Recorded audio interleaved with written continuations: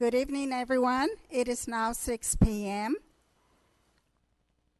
and Tuesday, February 18th, 2020. And I call to order the meeting of the Victorville City Council, Victorville Library Board of Trustees, Southern California Logistics Rail Authority, Southern California Logistics Airport Authority, successor agency to the Redevelopment Agency, Joint Powers Financing Authority, Victorville Water District, and the city as housing as its successor. May we have roll call, please? Councilmember Cox? Councilmember Gomez? Present. Councilmember Jones? Here. Mayor Pro Tem Ramirez? Mayor Garcia? Here. Mayor Pro Tem Ramirez absent. This evening, the invocation will be delivered by Elder John Toomey of Calvary Chapel, Victorville, and the Pledge of Allegiance will be led by Police Chief Rick Bassinger, so please stand.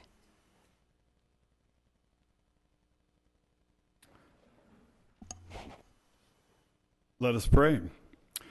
Gracious Father in heaven, you are holy and true. So are your written promises, like Psalm 55, verse 17, that says, "Evening and morning at noon I will pray and cry aloud, and you shall hear my voice." Thank you for hearing our prayers.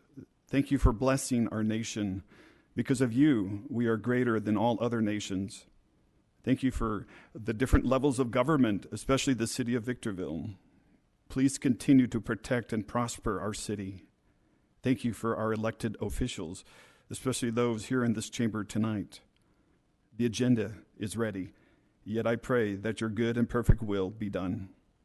I ask, gracious Father, please direct your Holy Spirit to impart wisdom to each council member, that they would have great confidence in knowing what is urgently needed and what needs our future for the betterment of our city.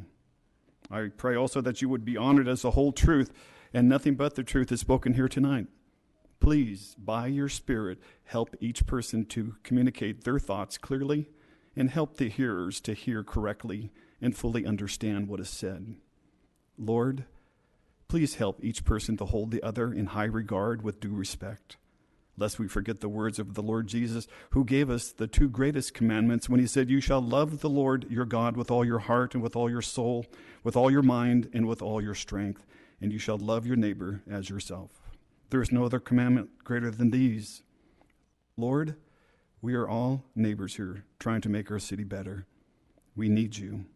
Thank you again for sending your Holy Spirit to help us and guide us into all truth. I pray all this in the powerful name of Jesus. Amen.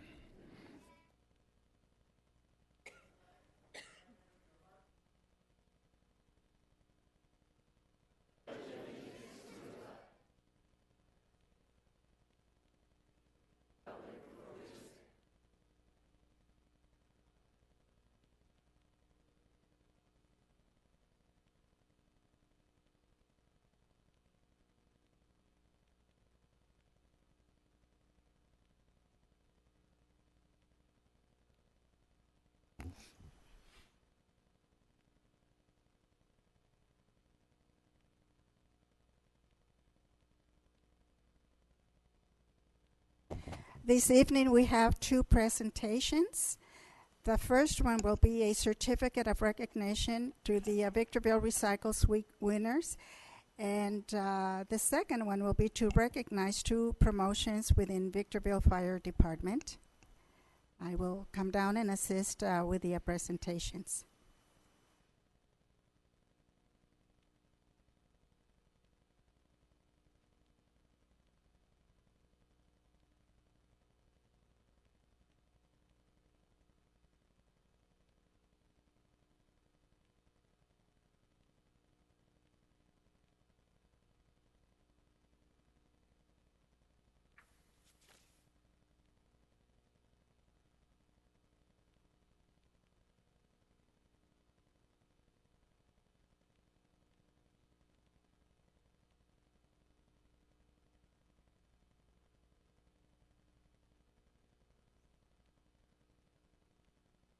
The first presentation that we have this evening is for the Victorville Recycles Week. For the past 13 years, the City of Victorville has partnered with Burtech Waste Industries to host Victorville Recycles Week, the first week in November.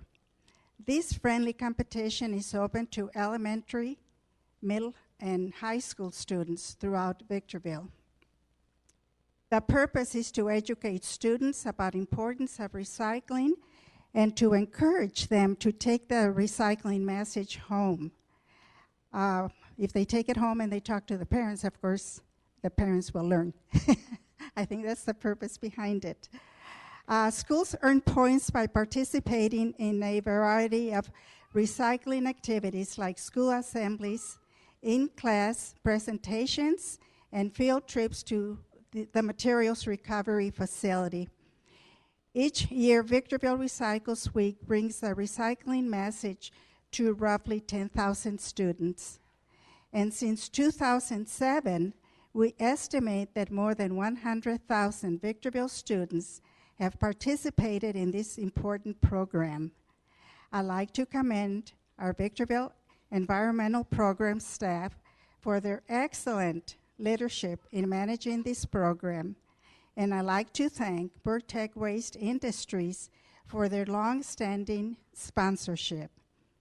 At this time, I'd like to invite Dana Armstrong, our Environmental Programs Manager, and Josie Vargas from Burtech Victorville Disposal to come forward to announce the winners of this year's contest.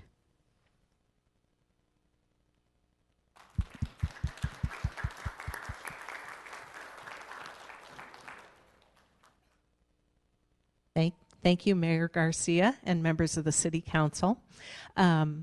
Before we present the winners, I just want to give a few highlights of this year's event. We had 858 posters entered in the poster contest, 51 sculptures in the recycled sculpture contest, 35 in-class presentations to approximately 980 students, courtesy of Josie Vargas from Burtech.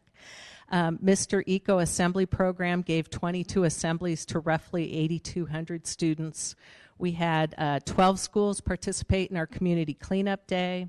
We had 7 schools participate in the bottle and can recycling contest. 6 schools sent classes to take tours of the materials recovery facility. And as Mayor Garcia mentioned, we estimate roughly 10,000 students were impacted and participated in this year's event. So now it is time to announce the first place winners of this year's event. We'll start with the winner of the recycled poster contest. I don't know, I'm not sure if she came in after. Oh, she is here. Okay, great. I didn't get a chance to meet you before, but I'd like to invite Sofia Banuelos Escamilla. Did I pronounce it correctly, I hope, to come forward? Great. And Sophia is a 7th grade student at Cobalt Middle School, Institute of Math and Science. Like I said, there were 858 posters, and it was very hard to pick the best, but we really loved your poster. It was of the Victorville region and a great map, and then it had a big recycling symbol in the middle of it, which was wonderful. So Sophia receives a $100 check for being the winner of the recycled poster contest. Congratulations. Yes. We're going to get a few.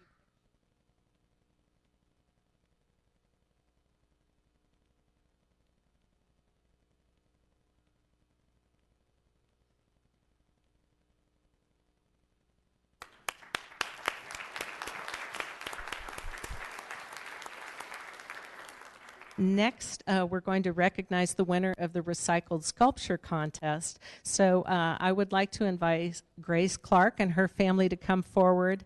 And I would also like to invite Jan Gonzalez, superintendent of the Victor Elementary School District, to come forward.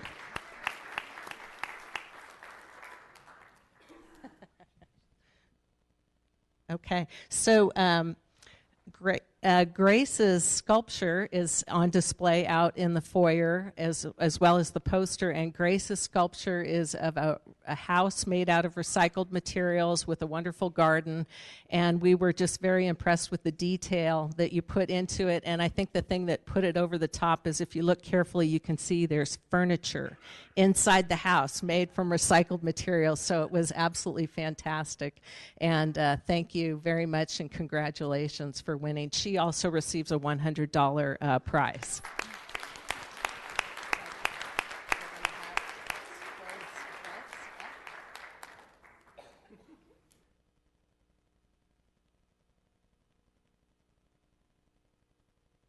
Congratulations. And I'm going to ask Jan to stay up here for a moment. And then finally, we're going to recognize the winner of the top points, the school that won the most points. And any of you who have seen me up here before knows what I'm going to say. And once again, it's Mountain View Montessori School. They have done a fantastic job. I want to invite Ann Martins, teacher at Mountain View Montessori, and Tanya Newell, principal, to join us up front while we present this award. Now, Mountain View Montessori, for winning this contest, they get a $1,000 prize. And this is the, I have to look at my notes. This is the 7th time that Mountain View Montessori has won this, been the grand prize winner, and this is the 3rd or the 4th year in a row. 6th year in a row. I stand corrected. She's keeping track. They said they temporarily gave us the sculpture back so that we could put the new nameplate on it, but they're keeping a space there, and I joke that there's a dent in their counter from where the trophy stands. But just a little bit a summary. Their students submitted 189 posters, 14 sculptures. The winner of the YouTube contest was one of their students who did a fantastic YouTube on recycling. Mr. Eco visited their school and gave an assembly to all the students. All 2nd and 3rd grade classes went and toured the Victor Valley MRF. They did CRV recycling. They've started separating their food waste and are participating in our food waste program now. And they have an incredible on-campus recycling program. So they're just doing a wonderful job, and we really appreciate also how you incorporate recycling into your curriculum and make it a part of what you're doing at the school, not just that week, but throughout the year. It's incredible. So congratulations. We'll have another picture, and we're almost done. Oh, and we have to get the trophy in here. Who wants to hold it?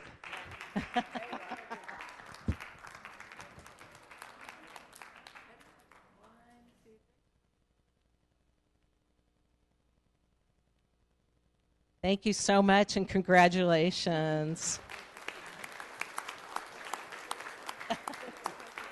We'll come back next year and try and wrest it from your hands if we can. So I'm just going to summarize before closing. Why is recycling important? The city, we send all our trash to the county landfill. We spend over $3 million a year disposing of trash, and that's not the city's money, that's your money. That's money from ratepayers.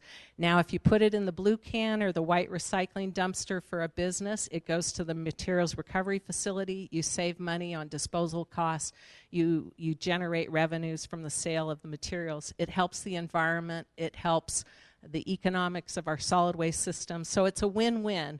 And I hope that through Victorville Recycling Week, we're encouraging people to participate more and every day recycle as much as possible and use the programs available. And just a final thank you. Thank you to Superintendent Gonzalez. Thank you to the teachers, the students. Thank you, Mayor Garcia and council members, giving me time to go through this. And thank you to Burtech. Thank you to Josie Vargas. She was the boots on the ground. She did 99% of the work associated with this program, and we really, really appreciate your help with it. So thank you very much, and have a wonderful rest of the evening. Thank you. Thank you so much.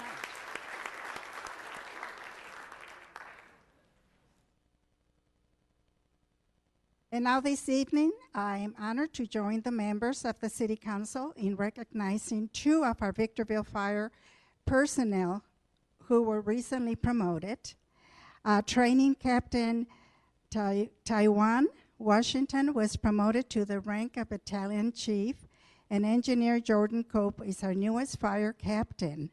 I'd like to invite Fire Chief Greg Benson to come forward to help us recognize these outstanding members of our Victorville Fire Department.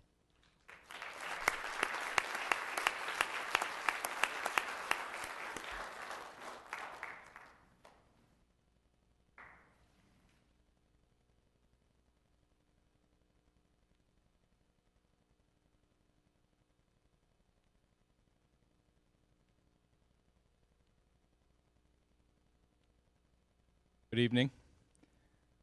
Thank you, Mayor Garcia and members of the City Council. Both of the individuals that we're going to recognize tonight have made significant contributions to the department and community in their previous roles. I'm confident that these contributions in their new roles will continue well into the future. Also want to recognize that we have a number of other members of the Victorville Fire Department here tonight to witness this, and I'll hear about that later, I'm sure. I'd like to invite Battalion Chief Washington up.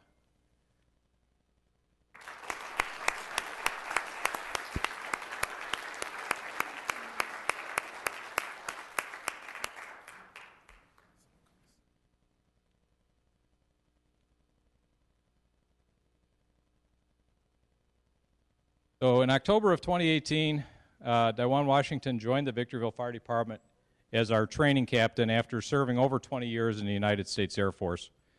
He was promoted to the rank of battalion chief in January. Battalion Chief Washington has earned a master's degree in emergency services management and holds numerous advanced certifications. He is one of only 139 fire service professionals in the United States to have received the recognition as a Chief Training Officer by the Center for Public Safety Excellence.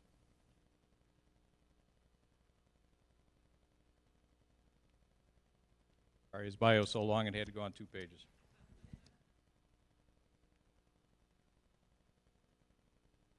Battalion Chief Washington has provided essential leadership, mentoring, and emergency scene command to the Victorville fire personnel, and he is leading the implementation of our intern program, PFAL, which is Police Fire Athletic League, and Explorer programs. He resides in Victorville and is engaged to be married later this year. And I confirm that the engagement is still on. So,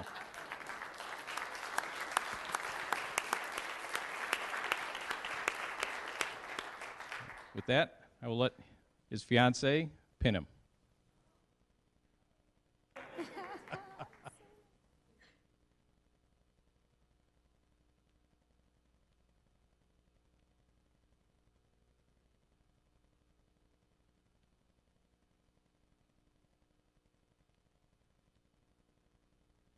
Oh, I got it. Congratulations.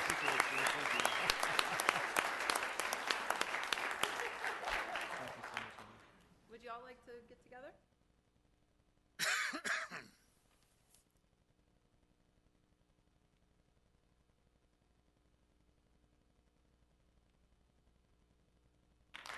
Congratulations.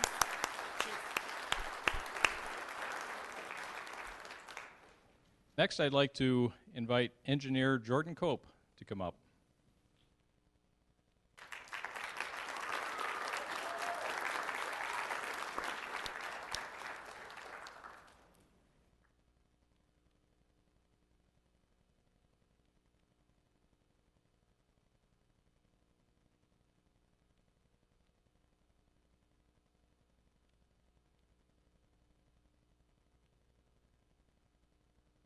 A Victorville native, Jordan Cope joined the Victorville Fire Department in January of 2019 as an engineer. In November of 2019, he was promoted to captain.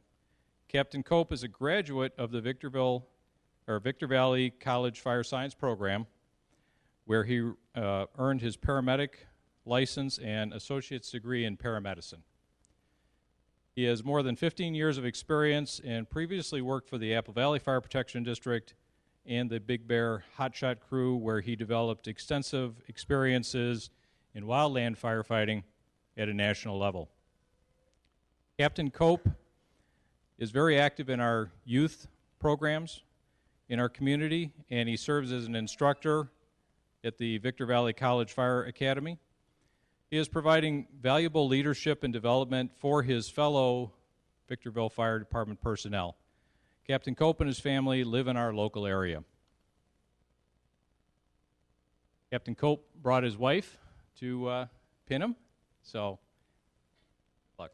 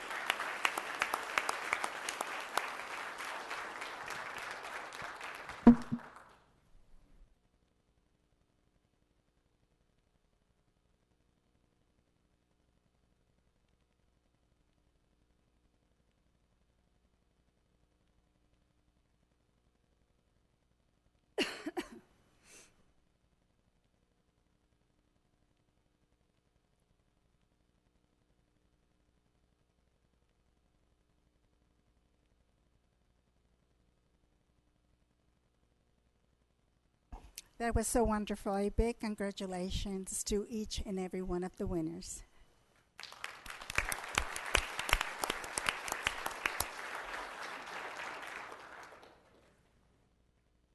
Okay, now back to business. We will continue with our meeting here, and we start with public hearings. And we have item number 1, mid-year amendment to 2019-2020 fiscal budget. Madam Clerk, please read the recommendation.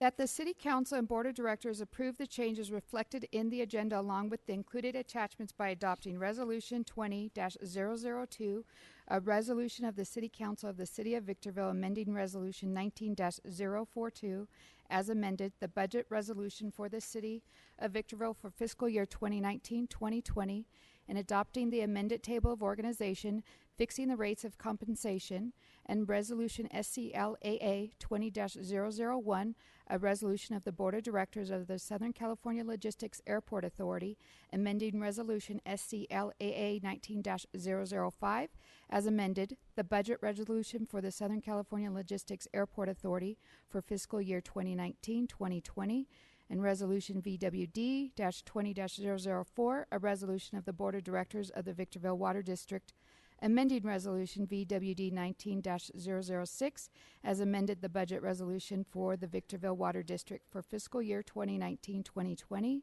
and Resolution LBT 20-001, a resolution of the Library Board of Trustees, amending Resolution LBT 19-001, as amended the budget resolution for the library for fiscal year 2019-2020. Thank you very much. At this time, George has a presentation. Thank you, Madam Mayor. Give everyone a chance to pull that presentation. There we go. So, Madam Mayor, City Council, before you tonight is the proposed budget amendment that we better define as our mid-year budget analysis, which entails a review of the fiscal year 19-20 budget for activity that took place between July 1st through December 31st, representing the first 6 months of the fiscal year. On the agenda for the actual presentation, we're going to take a look at some details, some summary changes for the general fund, the special revenue funds, and enterprise funds. There are recommended changes to the personnel table of org. Then we're going to take a look at the general fund reserve, as well as a forward outlook projection specifically for the general fund. If you recall, when we adopted the budget in June of 2019, we had an original budget for the general fund representing about almost $64 million in expected revenue and about 63, the same amount in expenditure. But when you include the $1 million VMIS loan payment, it represented about $1 million surplus at year end, or expected at year end when the budget was created. Between July 1st and the present, there have been a number of budget adjustments that were adopted by council that amended the budget to the tune of changing the expected revenue from 63 million to about 65, and the expected expenditures from 63.9 to 65.2. Before you tonight is a compilation of a number of changes that have taken place specifically in the general fund, representing bringing the total revenue expected for the general fund to 66.8 million, and actually a reduction in expenditures as we were able to tighten the belt on a few items down to 64.9, leaving a remaining expected surplus of $2.9 million that to be deposited into general fund reserves expected at year end.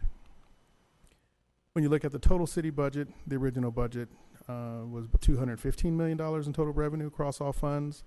Total expenditure $217 million across all funds. And then tonight you see amended recommendations on the revenue side, including all the funds to the tune of $220 million, and adjusting the expenditure number up to $254 million, showing about a $33 million spending imbalance that is made up primarily from fund balance in the variety of funds listed there at the bottom of the chart. So it's not uncommon for, as capital projects to arise, to utilize fund balance from prior years, as the funds have been accumulated for that particular purpose. And there's a short list of which funds that represents. As you saw in the general fund, there's a surplus of 2.9 million, so that's not contributing to the 33. But if you do look below, it's summarized there. Local Transportation Fund 230 is utilizing $1.9 million of fund balance. Measure I fund is using $3.7 million in fund balance. The Water Fund is using about $12.1 million of fund balance towards projects. VMIS 420 is using 5.5, and then the Sewer Fund is using another 8.9. That just about represents the total of the $33 million that where funds are being utilized from fund balance to cover specific capital projects. Some of the highlights on the general fund side, we are recognizing, actually it's really good to see revenues increasing at this early stage in the fiscal year. So when compared to what we projected, we wrote the budget, the general fund is expected to experience about $2.8 million more in revenue than we projected when we wrote the original budget in June. As well as we're able to tighten the belt to the tune of $314,000 on the expenditure side, netting a final result that we still expect to be close to $3 million, a $2.9 million surplus by year end. On the gas tax and SB1 fund, we're recognizing increases of both $100,000, roughly $100,000, $150,000 respectively on each fund, based on additional revenue coming in, being recognized for both of those areas. On road diff and storm drain diff, we're recognizing making adjustment for an additional $281,000 to reflect an increase in development activity that we're experiencing for the first 6 months. On the landscape maintenance district, expenditure increases are around to the tune of $82,000 as a result of the cost of water to the actual landscape maintenance districts. We're making an adjustment there on an annual basis. And very similar here, very minor adjustments. If you go down a couple of bullets to the VMIS gas sales, we're making an adjustment for $800,000 due to increased transportation charges.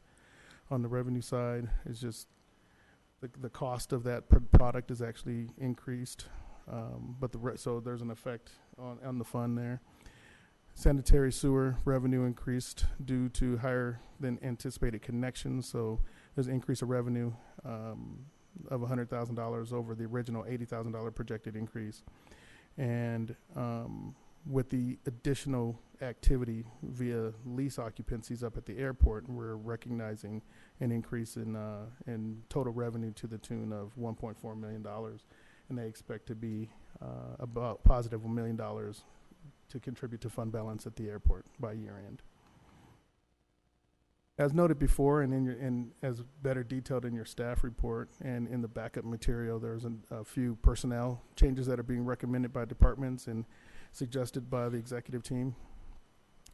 Starting in the Administrative Services Department, there's an individual holding the title of Finance Manager now that has been truly acting in a capacity that needs to be recognized. He's been kind of being compensated for working at a class pay for his role in the budget process, as well as being the lead manager in a number of different divisions within the department. And so there's an adjustment there for a title change. In the Community Services Department, there has been a request by the department to delete a lead worker and add 2 maintenance workers, so to add more staffing on the streets or in the facilities, I believe, and to increase the number of full-time workers at the library. There's a recommendation for more staff there.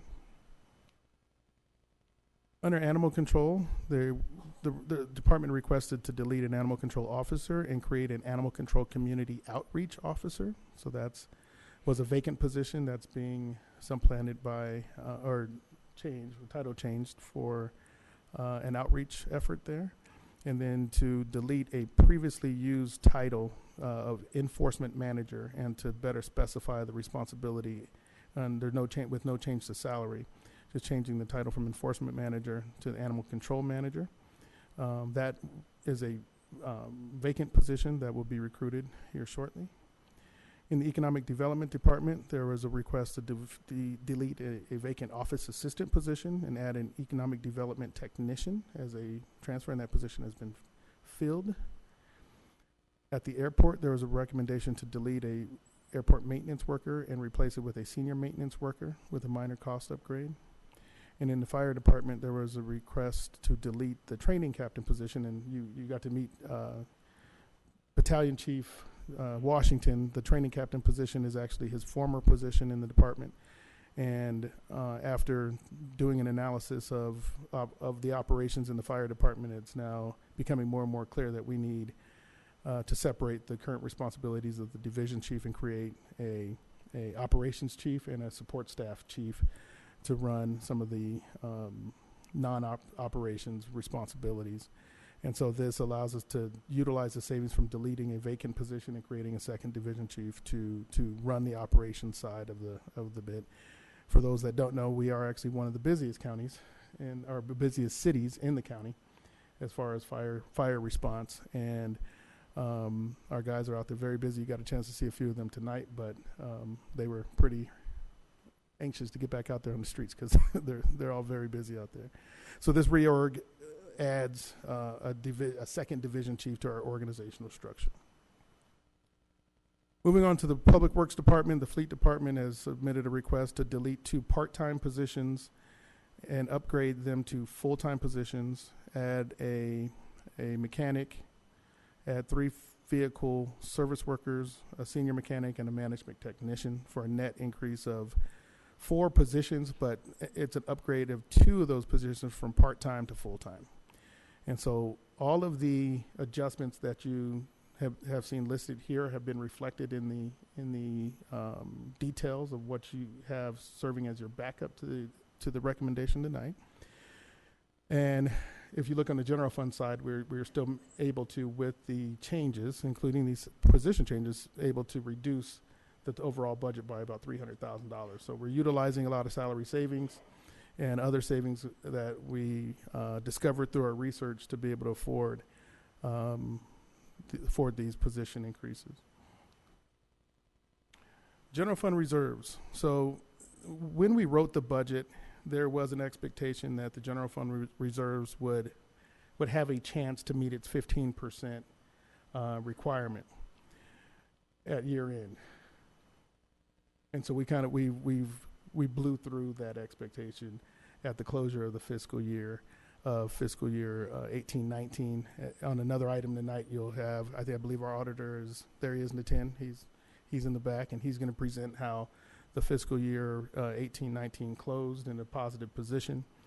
But what you have before you today, as far as the mid-year, is an even further acknowledgement that that reserves are now, not only are we meeting the reserves, but we expect that by the end of this fiscal year, that we're substantially meeting our reserves to the tune of 24% of expected budgeted expenditures, where the reserve policy stands at 15. So we're actually, on the general fund side, doing pretty well as far as reconstructing those reserves, and now it's our mission to protect those reserves as best we can and only use those for emergency purposes. But with the changes at mid-year, we've moved from our original expectation, and if you look at the chart, the green bar represents where we expected to be when the budget was written, but it also inclusive of how we finished out fiscal year 19 compared to our post mid-year analysis, which shows that we'll be able to put that extra $2.9 million in the bank, which moves our general fund reserve up from 20% to close to 24%. So we're doing well, and I know that that's been a topic of discussion at the dais for at least as long as I've been here. Where are we at with our reserves? Are we doing enough to pad those reserves and build those reserves? And I gotta say that the last 2 years have been fruitful in that light, to make sure that we are, one, building the reserves, and now it's our mission to protect them. This is a chart that was presented to the council at the time that we presented the budget, and it showed that times are good. So if you look back at the 2019-2020, the blue line and the red line meet. And so ideally, when you write a budget, you want to make sure that you're bringing in enough revenues to meet your obligations or meet your expenditures. As we proceeded through 2020-21, through our forecasting that we've done, and we've done a 15 to 18-year look, and it could be drug out again to 20 years if necessary. But our prior projections that were performed at mid-year showed that we started to see some negative spending outwardly looking in fiscal year 21, 22, and then starting to really start utilizing the reserves, which the two lines on the bottom represent the reserve balance. The green line is the reserve balance. The purple line is the reserve requirement. And so the prior estimate showed that we after 21-22, we start spending, going into negative spending, and we show that with that green line dipping below zero at 23-24, that we would have utilized and burnt all of our reserves where they lied prior to the mid-year analysis. Now that the mid-year is complete, you see that we're able to build that larger reserve. So if you look at the green line now peaking at 2021, 22, at the bottom of the chart, you actually see the growth of that general fund reserve. And as a result of the revenues performing better and actually starting to really outperform, you don't show any negative spending until 21, 23. So the negative spending doesn't start until a year further. And as a result of being able to build better reserves, we become a little bit more sustainable going into fiscal year 24, 25. So the end statement here is that I think we're doing better, and it's in essence has bought us a little bit more time, but the expense demands that we know by way of public safety and by way of other cost inflation factors are looming and probably expect to grow and outpace the growth in revenues. And so it becomes an inevitable situation that at some point you're going to have to reconcile that situation. And so, yeah, we bought ourselves a couple more years with the newest information, and I think it's good, but you have a management team and leadership and executive team that is proactively looking at these projections and making sure that we stay ahead of the game, looking definitely deep into the future. So that's the idea of this chart, is to really show, yeah, we bought a few years, but it's still something to pay attention to. At this point, I'm available. I have a few of my staff members in the audience is available to answer any questions. I know Keith and Sophie are here as well.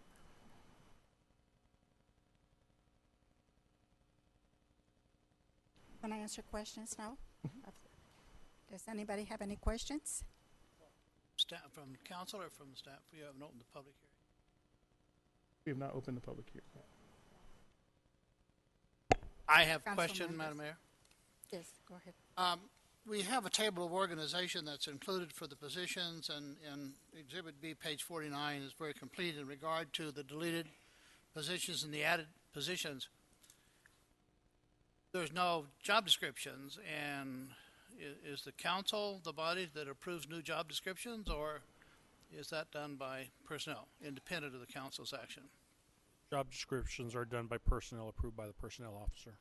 Okay. I noticed some of our very old job descriptions are approved and signed by the council or the mayor at the time they were approved, on the assumption that since the city council is required to approve the table of organization, there was an assumption they also had to approve the job descriptions, especially when you have someone filing a complaint about working out a class that city council is ultimately responsible. And I wondered, it's been a long time, but I wondered when that was changed, whether the staff could do that without the council's approval.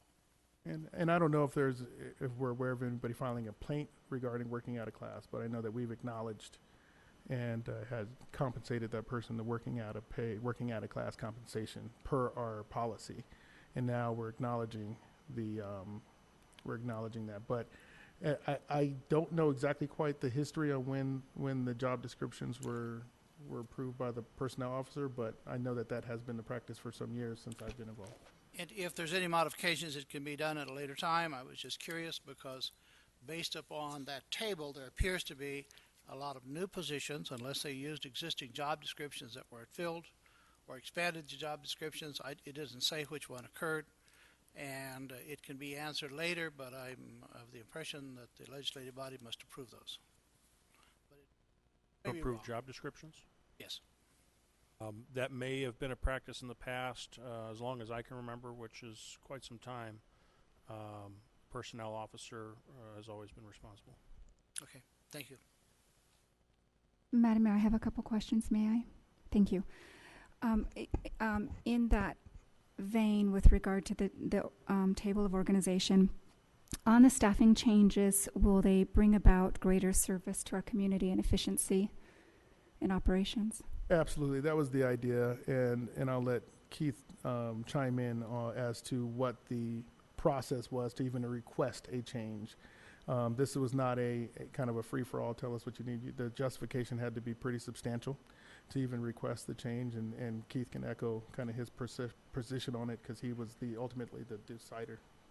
That's correct. And before we even shared the revenue perspective, just so that you're aware, we didn't create the impression that because the revenue perspective for the city is better, that's going to be the license to spend. In fact, we were very lean and very conservative when we approved the original budget back in June.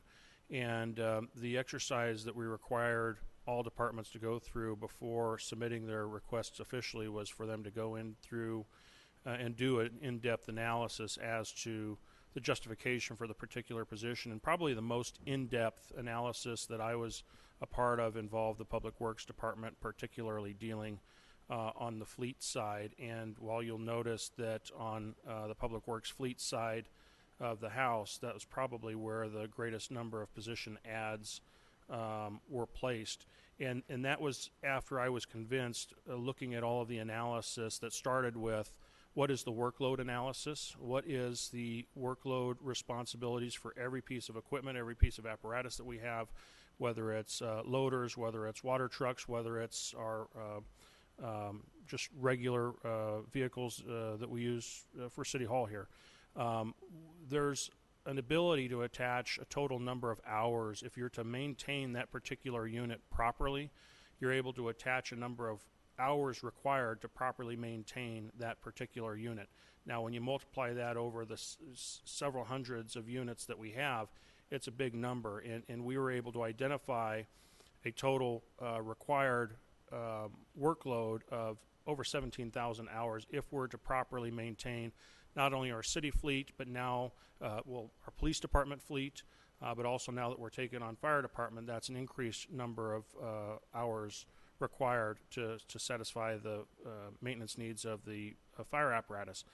altogether, we went through and found that with the existing labor force that we have, we just were not staffed properly to where we can actually achieve that $17,000 number. In fact, the labor hours available were more like 11, approaching 12,000 hours. So one of the things that we saw was a clear difference between what we can physically do and what's required to properly maintain our infrastructure. So that being said, that was the kind of analysis that had to go into justifying whether or not we're going to do position adds, and that's all from the perspective of doing the position adds so that we're not actually increasing the cost of replacing an apparatus due to lack of maintenance over time.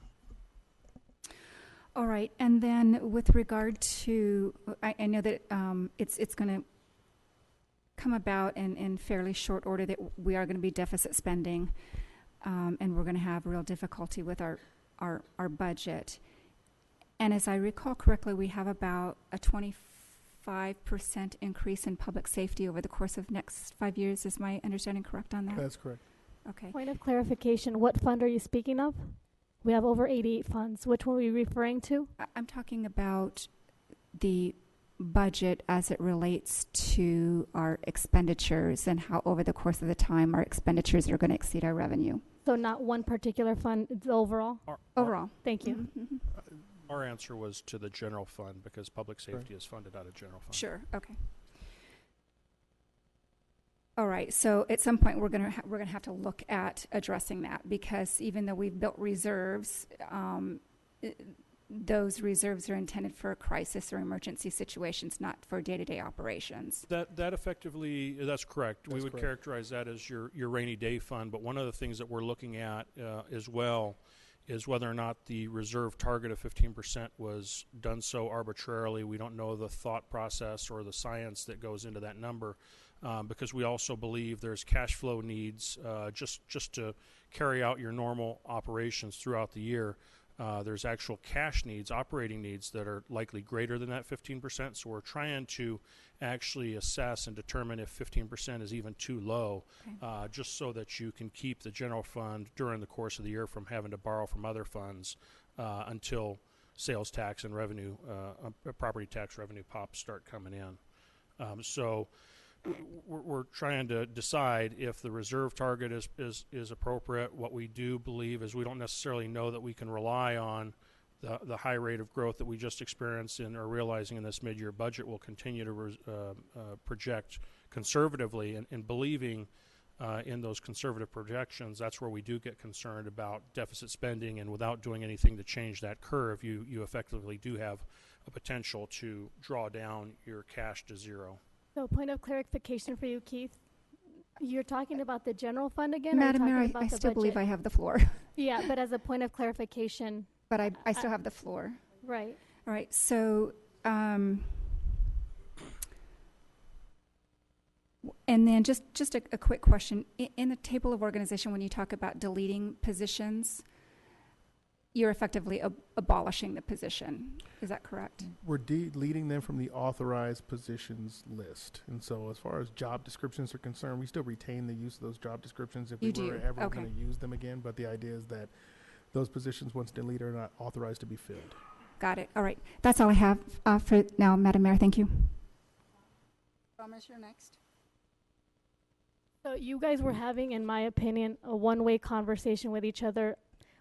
My point of clarification was not to interrupt Jones and what you were stating, Keith. It was to really understand, because we were talking about the general fund, but Ms. Jones says she's talking about the general budget. But when you were answering, Keith, the questions for her, you were specific towards the general fund, which is very distinct from all 88 plus funds. So if that's not clarified for the point of my understanding or for the general audience, the discussion is only between you and Mrs. Jones. It doesn't pertain to anybody who's not understanding through a point of clarification. So that becomes very unintelligible for a lot of us.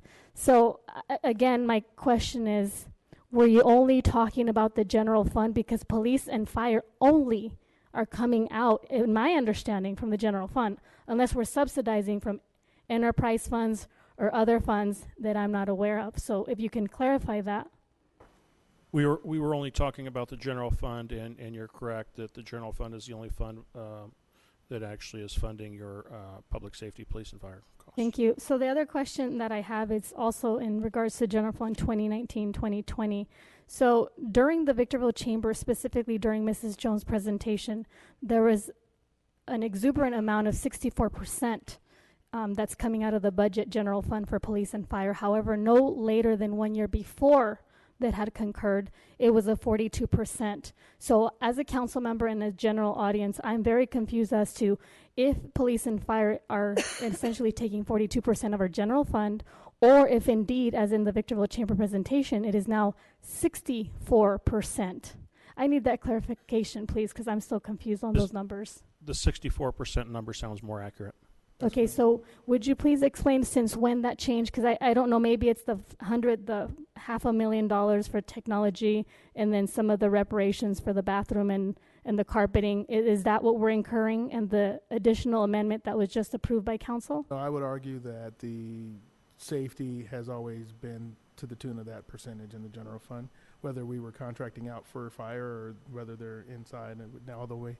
The total costs for fire have gone down since we've brought it in-house, but 60 to 64% is pretty typical for the cost of safety in the general fund. Okay, so in my conversations as a council member, I have alluded to and made specific, said 42%, and Keith has said yes. So because I kept that number in my head and heard 64, it was a huge jump between a year and 6 months. So I'm just clarifying if all those budgets in betweens that we've been approving for fire was indeed was happening, because I didn't consider any of that. And if that's the case, then 64 is now the percentage. No, I'd like to look at what document you're using the reference 42. That seems rather low. Yeah, and in my conversations publicly, I had made 42%, and it was concurred as a yes. If I was wrong, I would have loved for you to correct me, because now that I'm looking at those numbers, now it looks like we're either not online, we're not in the same tonality, and we need to be on the same track that you are, because we're making decisions. So that's the final question. Thank you. And Madam Mayor, just for the sake of clarity and to benefit those in the audience, the 64% of the general fund is the more accurate number. I'm not sure where the 42% number is. I do know particularly because I helped participate in the presentations of the past 2 fiscal budgets, and those are numbers that we specifically called out as measures in each of the budget presentation, and we can actually pull those presentations out. The 64 is the more accurate of the total general fund towards public safety. Thank you. Okay, everyone has spoken, and at this time I open the public hearing. I do not have any speaker cards. I close the public hearing. I need a motion and a second on this item. Madam Mayor, if there's no other questions, I move that we adopt council recommendations in regard to the resolutions that are attached that make the mid-year adjustments for the 2019-20 fiscal year budget. Do I have a second? Second.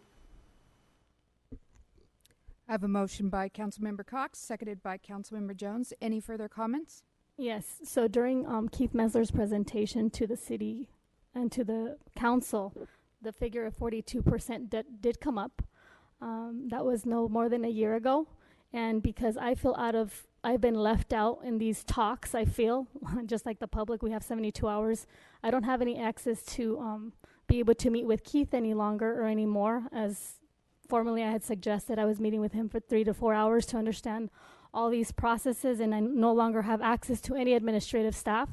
And so as you are learning this stuff new, so am I. So I'm disinclined to approve this budget because I'm not going to make something where I'm not aware of what accountability, lack of transparency is occurring. And that's my 2 cents for the general public that I am representing today. Any further comments? I have a motion by Councilmember Cox, seconded by Councilmember Jones. All those in favor? Aye. Aye. All those opposed? Aye. Motion carries with Councilmember Gomez voting no and Mayor Pro Tem Ramirez absent. Now we move on to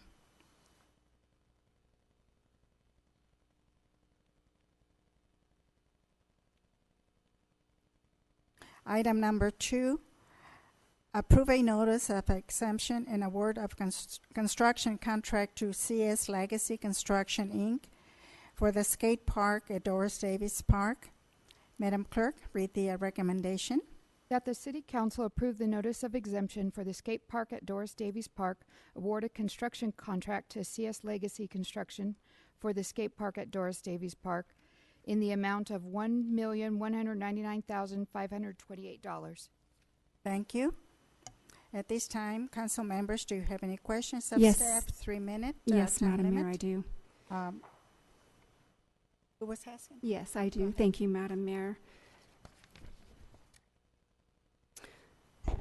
Mr. Metzler, other than in January 2020 when this item was tabled so that a fellow council member could be present, the last time there was any council discussion related to the skate park project was on November 20, 2018.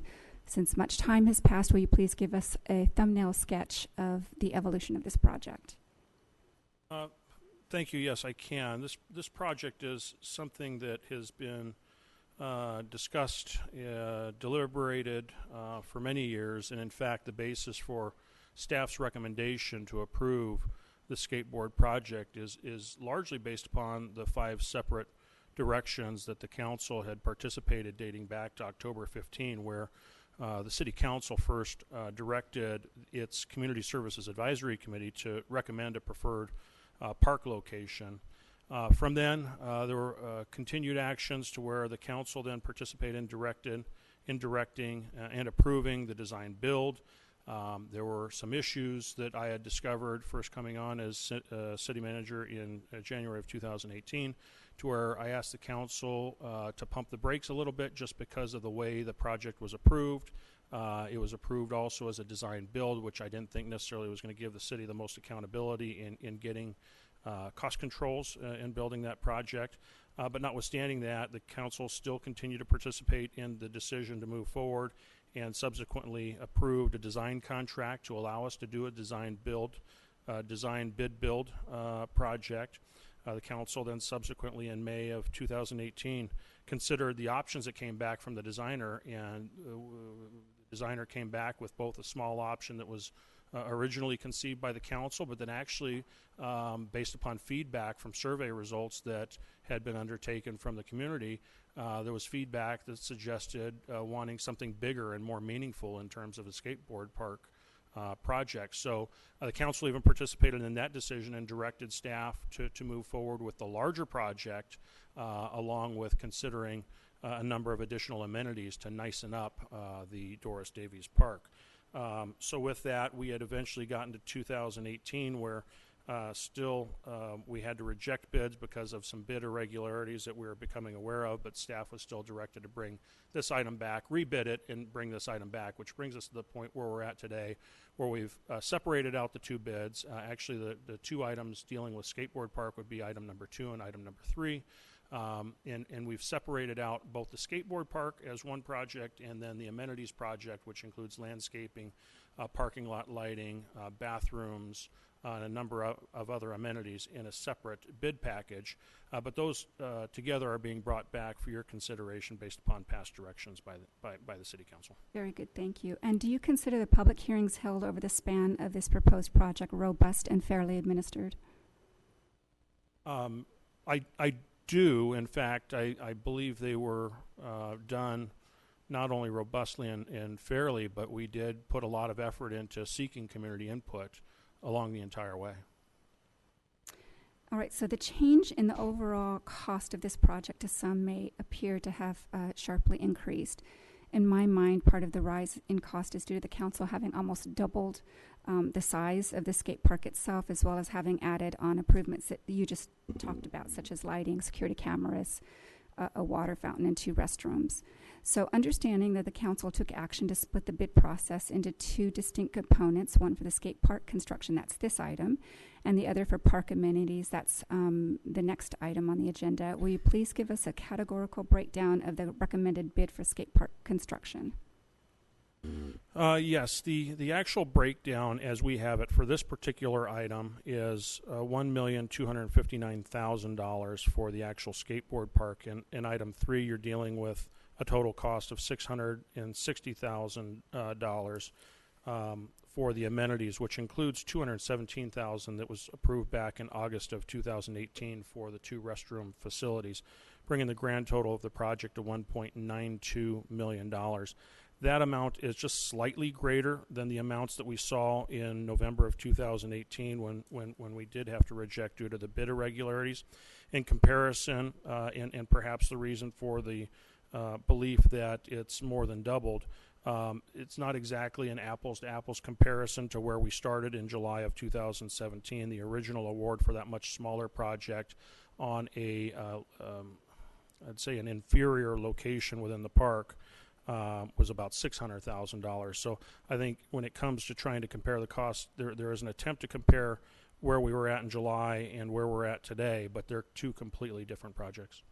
Right. In fact, we went from approximately 8,500 square feet to 15,600, so almost double.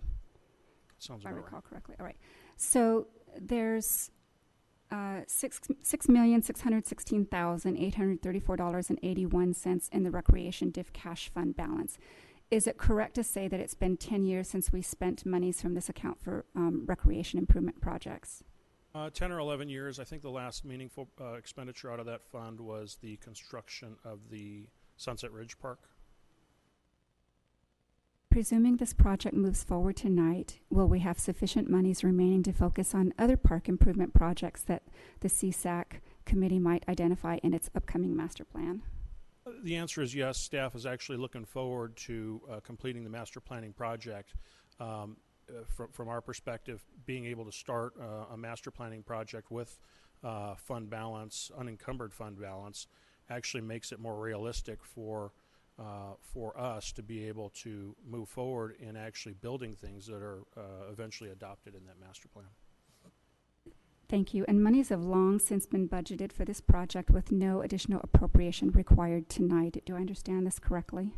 That is correct as to the skateboard park. There is additional appropriation Right, requested. just for this item, Right. yes. All right, and do we have a representative here from CS Legacy by chance? Okay. Please explain the bid solicitation and subsequent submittal processes. Well, we originally, and to my understanding, back in July of 2017, we may have started with a sole source design build contractor. We eventually changed and switched gears to where we actually retained that firm to be the designer, but then we used the design specs to then do an actual design bid, then build the project. So as we got the design complete and got the approval by the council to move forward with the design, we took those bid specs and actually put them in bid packages and eventually circulated them out to the public to bid on, seeking responsible bidders to actually respond back with costs. And with that, we've brought those proposals forward, and tonight is the result of that process. And does the council have your confidence that CS Legacy Construction Incorporated has the expertise and resources necessary to take this project to fruition? Objection. You can't speak for me. The answer is yes. Thank you. Is it fair to say that much time and effort has been invested in carrying out the directives of the council? Oh, no question. Is it accurate to say that the sole purpose of this agenda item is to determine whether the council should order a notice of exemption and award the contract to CS Legacy Construction? I would agree with that, yes. Objection. No one understands that question. I'm happy to repeat it again, but I don't want it counted toward my time. May I, Madam Mayor? Is it accurate to say that the sole purpose of this agenda item, meaning that's what's posted tonight, is to determine whether the council should order a notice of exemption and award the contract to CS Legacy Construction? Yes. That answer was yes. Should is And that's our mandatory. job tonight, right? It's not to re-argue the merits of whether we should have a skateboard park in Victorville, because 30 that seconds. deliberation has already occurred. I believe, in fact, that deliberation has occurred.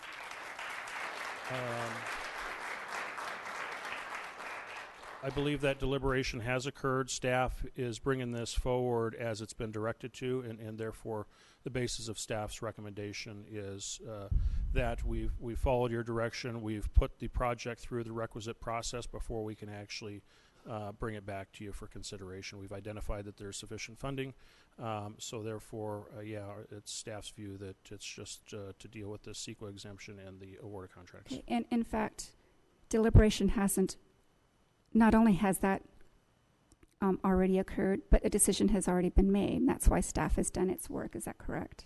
I believe that to be true. Okay.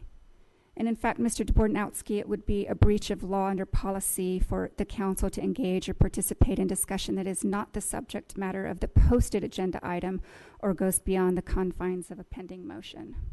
That would be correct. The discussion tonight should be limited to the agenda item number 2. Thank you. Thank you, Madam Mayor. Yes. So, what funds is the city manager discussing when he's going to be spending nearly $1.9, nearly $2 million? Madam Mayor, if I might, with the exception of a small amount from local transportation funds, probably 95, if not more, % of the entire project is being funded from the development impact fees specific for Parks and Recreation. And those funds are generated in connection with the build-out of the city as an example, for every home or every commercial building that's built in the city of Victorville. Among the myriad of different fees that are required to be paid, there is a calculation that requires what's called a development impact fee. And for us here at the city, development impact fees are collected basically to build capital, future capital needs. And we collect them not just for parks, we collect them from roads, we collect them for public safety, for public buildings. There's a number of different purposes, but in this particular case, we're talking specifically about the fund for DIF that is for the Parks and Rec. And how Parks much and Rec has Department. been spent thus far? An actual amount? How much has been spent thus far, the actual amount? Well, right now we're sitting on, and I think that's in the staff report, but it's actually in the staff report on item 3. But there's about a $6.6 million unencumbered fund balance. We haven't really drawn on that fund since we built the Sunset Ridge Park back in 2009-ish. And so the funds that we're talking about here, the 1.9, let's just call it $2 million, to complete the entirety of this project would be drawn from that $6.6 million. Let me repeat Parks the and Rec question. DIF. How much money actually has been spent to date? On this particular project, Yes. it'd be, you know what? It would be the design contract. I'm sorry, I don't have that number. I'd have to go back to the staff report when we awarded that contract back in $100,000. We can get that number for you. That was the design contract that we awarded to Spawn Ranch probably in, hang on, I got the date here, February of 2018. About $50,000. And tell me about what you said there's 2 projects. What are these 2 projects that you were illuminating? So if you look at not only the item that we're on, which is item 2, dealing specifically with just the skateboard park, item 3, we actually separated out as a separate project, and we did that resultant from the City Council's direction at the last meeting, where we separately bid restrooms. There's 2 restrooms. There's a pretty good amount of flat work, which is like sidewalks. We've got lighting. We've got security cameras, ADA improvements. I'm sure there's more. There's landscaping improvements, as an example. And that's what's separate. That's what we're calling a separate project, and that's in item number 3. And then you said the development impact fees also go for public safety, public roads, and what else were the items that you had enumerated? There are separate funds. There are separate development impact fee funds for police. There are separate development impact fees for fire. Those are the public safety ones. There's also a separate one for street lights, I believe. Brian, if you'll shake your head. Yep, he's shaking his head, yes. Public facilities. For example, many years ago when we built City Hall, development impact fees for public facilities, this would be an example of what that fund would pay for. And when you said something about encumbered fund balance, what did you mean by that? Unencumbered fund balance, which means fund balance, in this case cash, that doesn't have any encumbrances on it, meaning any pledges or any obligations. When you said the word meaningful, 10 to 11 meaningful, and the only one you said is Sunset Ridge, please describe and define in your definition, what does the word meaningful mean? I think that qualifier is put in place for something like the $50,000 associated with the design contract. Okay, and in terms of the encumbered funds, then the cash hasn't been pledged to the library, to any soccer fields, to any YMCA or anything like that. It's free for anything. For anything that is eligible under the Parks and Rec DIF program. So eligibility for Parks and Rec would be the skate park? Yes. Would be a library? I believe we have a separate DIF fund for library. Would be a soccer field? If so decided, a soccer field probably could. What are other options that we have within the first 5 that we had? New parks. New parks. Thank you. No further questions.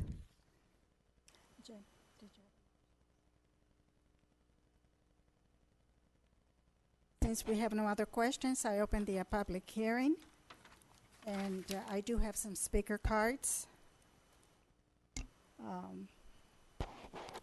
I will keep it a 3-minute time limit. The first one is Julia Turner, I believe it is. After Julia will be Rachel. I cannot make up the last name.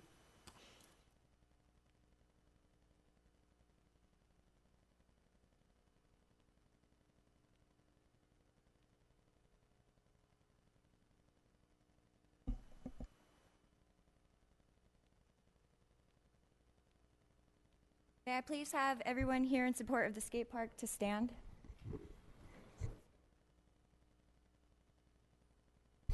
Council members, I respectfully ask for 5 minutes of your time to speak on behalf of all the people standing behind me right now. We are here today to ask you to please move forward with the development of the proposed skate park. According to census.gov, there are nearly 390,000 people living in the high desert. 32.5% of them youth, 18 and under. The Daily Press recently reported that the high desert has grown by 1,500 residents in the last 6 years, with the city of Victorville experiencing an almost 85% increase since 2001. The high desert is booming, so what can we do to ensure an enriching environment for our youth? Besides the obvious physical and outdoor benefits skateboarding offers, it has also been linked with psychological benefits. Skating increases self-confidence, equilibrium, and stress relief. Not only will this park enrich the community for our youth, I believe it will also produce a positive economic impact. This proposed park would bring skaters from all over the Southern California to not just the skate park, but to our gas stations and our restaurants, as well as giving our residents an opportunity to spend and stay local versus commuting down the hill to parks like Ferguson. The market for skateboarding is worth an estimated $4.8 billion in annual revenue, with over 11 million active skateboarders internationally. Not to mention, skateboarding will be introduced into the Olympics this year. People in cities and countries all over the world are embracing and enjoying the benefits of skateboarding culture has to offer. I strongly hope our city will join in and do the same. Please move forward with this park.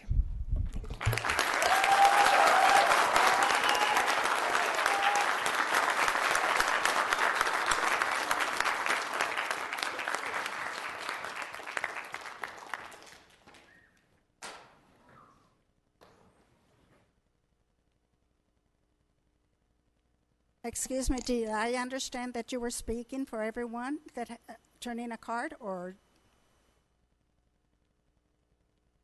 Okay. Okay, Rachel was next. I can't make out the last name. After Rachel will be Eric Negretti. Hi, everyone. So I think like we were saying so I was going to talk about the skate park, but I wanted to comment on the actual conduct of the council before I continue.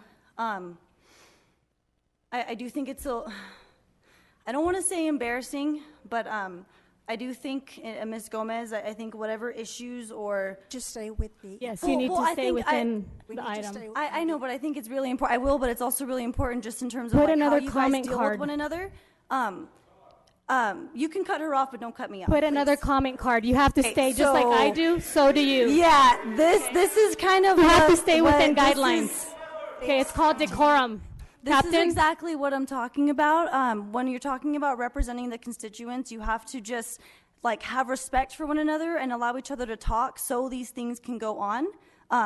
Because it's embarrassing. You know, we're sitting here and it makes people uncomfortable. So I'll continue the skate park. So when talking about statistics and numbers, thank you for listening. So when talking about statistics and numbers and things like that, you have to acknowledge that skate parks are not just money and revenue and like skateboard sales, you know what I mean? Like they're community and they save lives. You have to acknowledge that parks, you're talking about a soccer field, and you can have a skate park and a soccer field at the same place. You know what I mean? You can have all of those things together. You have to acknowledge that a skate park isn't a lower end tier of a recreation. It's not, it shouldn't have a stigma against it. You know what I mean? Soccer isn't better than skating. People that skate play soccer. You know what I mean? So it's like the way you're talking about it makes us sound like we're dirty, you know, or it makes it sound like it's wrong. I think everyone here can say that whether they skate or not, their lives have been saved in some way, shape, or form. And so when we have suicide rates, when we have drug abuse, when we have addiction, when we have, you know, like our friends dying and kids dying, you know, the skate park, it's not just a skate park. You know, when you're talking about money, you know, money for what? You know what I mean? There should be, you know, build a beautiful park with a beautiful fountain, you know what I mean? And rose gardens and, you know, places for us to read and places for us to feel safe. You know what I mean? Like, you guys have to acknowledge, like, we just want a safe place. We want a safe place. You know what I mean? Like, don't cut the budget, don't cut the funding, you know what I mean? Like allow us to have a safe place. If there are things that you feel are not safe about skate parks, then help us get rid of them and help us make them safe. You get what I'm saying? You know, give us solar lights so we can have lighting all the time, you know what I mean? So we're cutting on funding. There are so many ways to save money and give us all of this. Give us more than, you know what I mean, what's just written down on paper. You know, I'm not meaning to be disrespectful, and I'm going to stay within my time. So thank you all, and just thank you all. Thank you.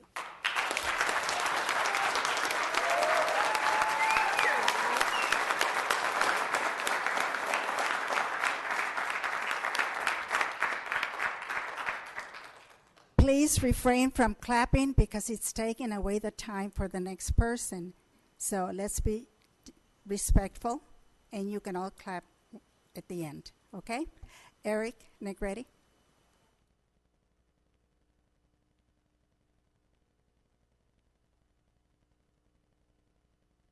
Good evening, Council. Those two speakers were fantastic. I don't know if I can do as well, but I'm going to try. Captain Bessinger and Chief Benson, city staff. It's a pleasure to be here. I haven't been here in a while. But we are talking today about the skate park, and there's a lot to say that we've already talked about and hashed out, so I was glad to kind of reset the conversation for where we are today. This project can be summed up in one phrase or sentence that came about when we started talking about this some years ago. And I would like to acknowledge that the skate park is not a new concept. It has been around for a long time. There is a process. No matter how ugly it is, there's a process to go through.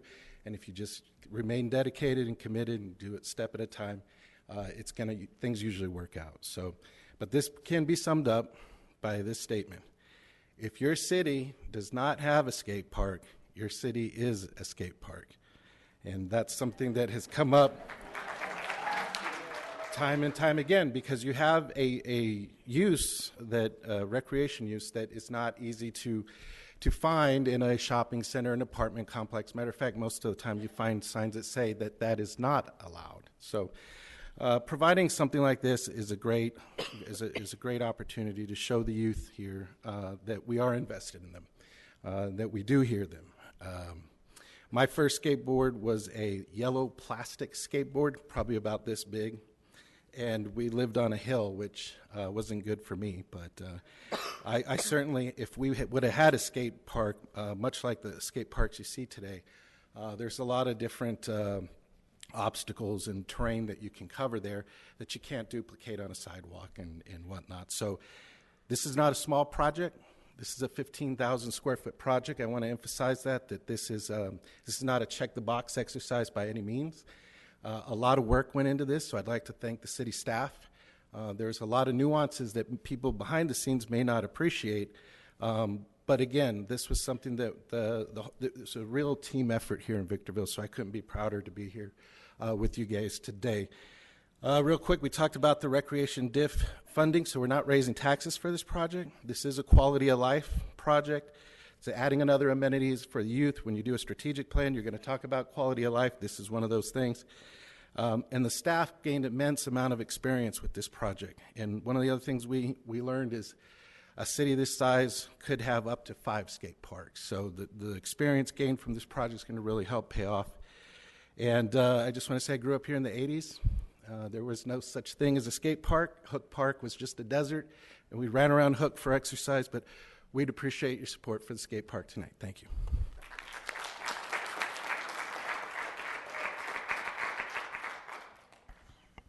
I will repeat myself again. Please refrain from clapping until the end.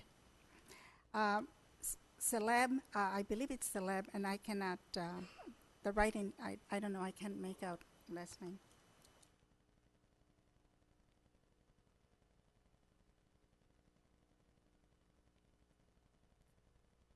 Howdy. I just wanted to give off personal account for everything that they've been saying towards that it's been helping people out. When I moved here in, I believe 2016 from Oregon, I didn't know the culture of this place at all. I am in Apple Valley currently, but just the Victorville and Apple Valley and just the strong community of skating. I had people that were very welcoming of me from the skating community and got me into it, and I was just able to I didn't know how to associate with new people. It was something completely new to me because I used to live in the same area for a very long time. And just that they were inviting, and it just made me feel like that the community for that is just great, and that they are welcoming people, and the fact that they're just open-minded with that, and that they stay out of trouble with these kinds of things, with skating especially, like they were saying earlier, the cities, your area to skate and everything. But sorry, I lost my train of thought. But just in general with that, it's a great thing to have a recreational thing. I play soccer, but I also have been able to find other things recreationally that I can do, and skating has been one of them, and just the skate park in general would be great. I'm not trying to waste too much time. I just wanted to say in personal account that it has been something that's helped me, and I couldn't be more thankful for the area. That's it. Aaron Moreno.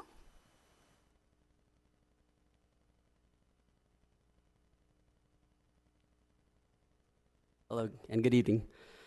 I discovered skating when I was about 12 years old in middle school. I grew up in Hesperia. I've been here since I was 6 years old.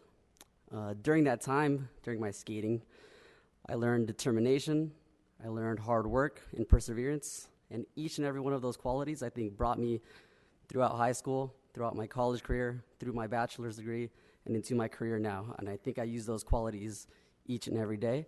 I think they provide that stuff for the youth that you see behind me. Another thing is, during that same time, a friend of mine named Brian was also discovering skating. Brian is not here with us today because he was struck by an automobile and passed away during high school. And the reason for that was 100% because he didn't have somewhere to skate, and he was on a road, the same way I used to skate, and all of my friends used to skate on roads because we had nowhere else to go. And I'm here 10 years later, very lucky to be speaking, and I just feel like there was a completely unnecessary death that I had to encounter from a friend in the skating community. And I believe it was just because of a simple misunderstanding. I'm sorry, not misunderstanding, a mistake, or maybe an oversight from the council members, maybe at my time when I was a young child, when people were trying to get skate parks, or maybe they just had no interest in doing stuff like that. And right now we have a great opportunity to provide that safety of a place where the youth can skate, and something like that never has to happen again. So I thank you for, hearing us out today, and I hope you make the right decision and not let that mistake happen again. Thank you. Christopher Castaneda.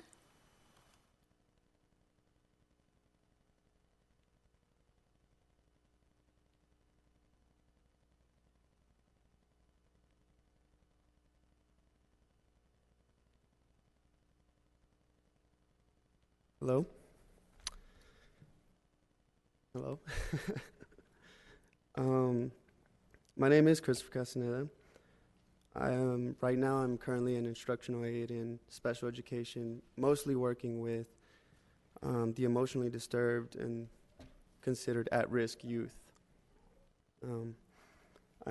Everybody here brought up a lot of good points that I'm not going to waste your time with anymore. But what I can do is share my story.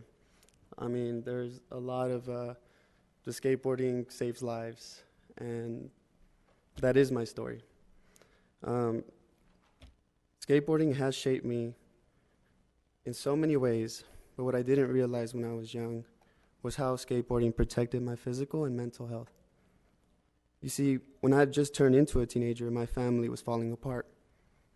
I didn't have the proper guidance to make friends. I didn't know how to talk to people. I didn't know how to be myself, nor did I know who I was. All I knew was that I wanted the yelling to stop and the tension in my chest to just let me live. I was so anxious for any invitation away from home at the time, and as a result, I found myself hanging with people whom I did not respect. I don't blame my parents for not paying too much attention to me during that painful period, because now as an adult, I can't even imagine the pain and depression they went through during that period as well. But life does not discriminate. Yes, the parents are the hugest role for a child and teen to transition into an adult. But what saved my life was the option to skateboard. And our youth needs options for everyone, not just for those who have parents that are active in their lives. Because as much as I would have enjoyed to play sports, who was going to drive me to my games? Skateboarding is not a mindless activity, but can be better described as classical music. Because just like classical music, it is a fine-tuned machine that goes off the rails with one tiny mistake. Skateboarding is physics, learning about weight distribution and how the slightest movement affects big changes in our overall outcome. Skateboarding is resilience. How many times do I need to do something wrong before I get it right? Skateboarding, and although I can list 1,000 things skateboarding is, I think the most definition is skateboarding is therapy. Because it did not stop my problems of the world, but taught me how to quiet them and use that newfound negative energy to turn it into a positive and accomplish my goals. Our community needs skateboarding because skateboarding gave me a new family full of love, diversity, and acceptance. Your time is up. Thank you. Chris Firmage, and then after Chris, William Firmage.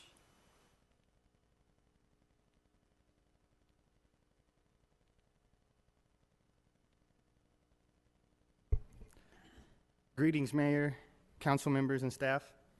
It would be awesome for Victorville and the Victor Valley to have an amazing skate park for the action sports community to be able to go and enjoy their passion and hobby. No better time to build a skate park since the funds are coming from a California Park grant that's for upgrading existing parks. Since BMX freestyle and skateboarding are now considered Olympic sports, it will be in the Summer Olympics this year in Tokyo. Seems like no better time for Victorville to move forward with building a BMX skate park. For the youth who aspire to one day be in the Olympics, and they can have a place to go, and also for everyone else of all ages to go and enjoy with their friends and family. Thank you. Thank you. William?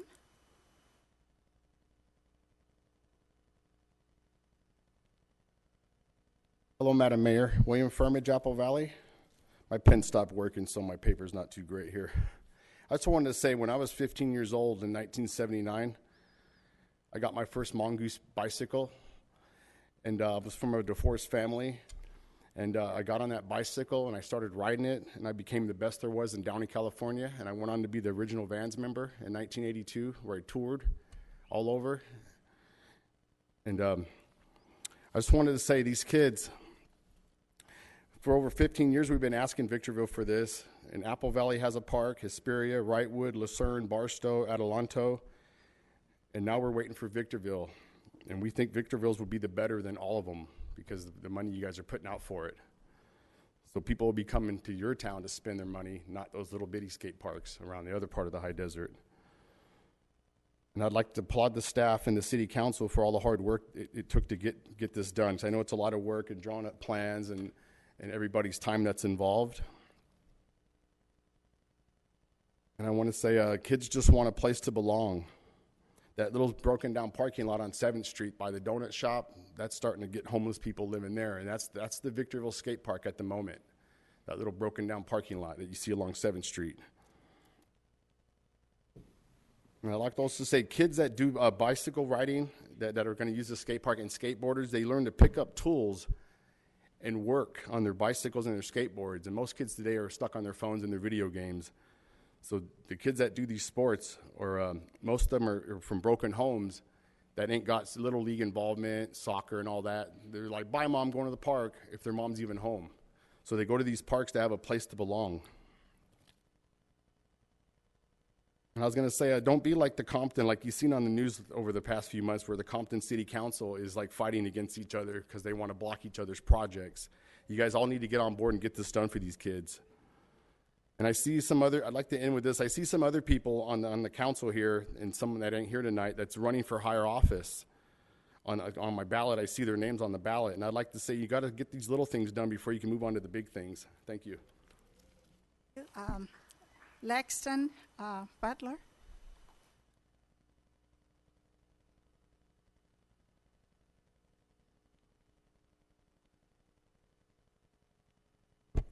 Good evening. My name is Langston Butler, and I'm 17 years old. I moved in Victorville in 8th grade from South Central LA, and was surprised to hear there's no skate park. And I believe we need this skate park in Victorville because it will help better the community and give the kids a place to go versus being inside playing video games all day.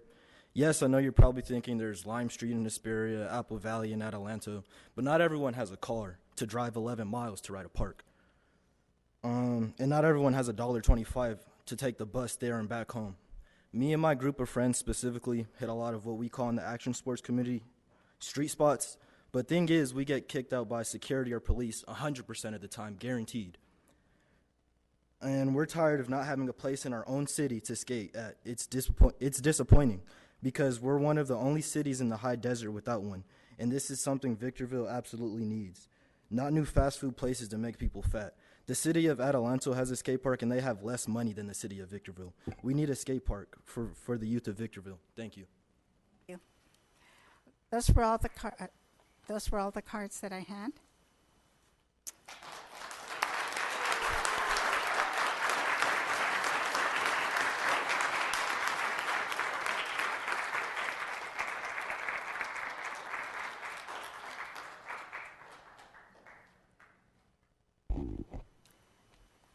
Okay, I do not have any other cards. Is there any over there? No.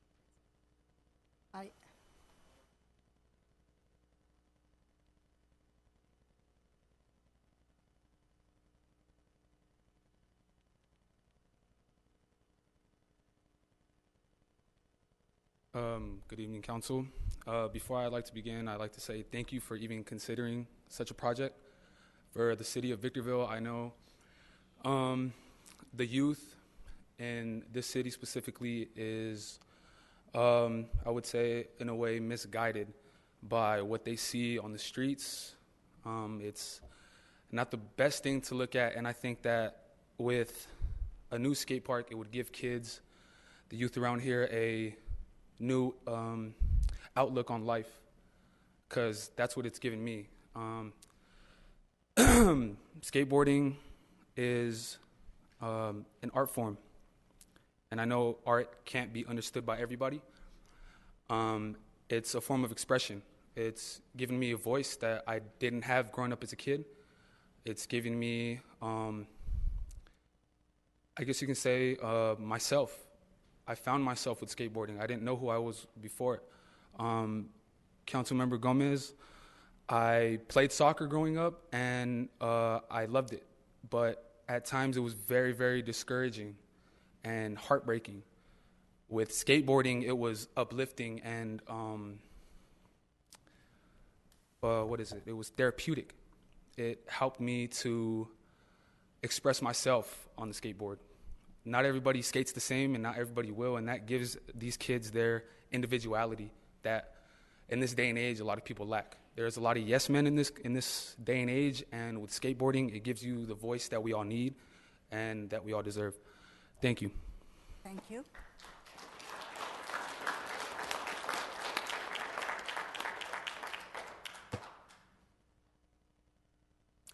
At this time, I close the public hearing.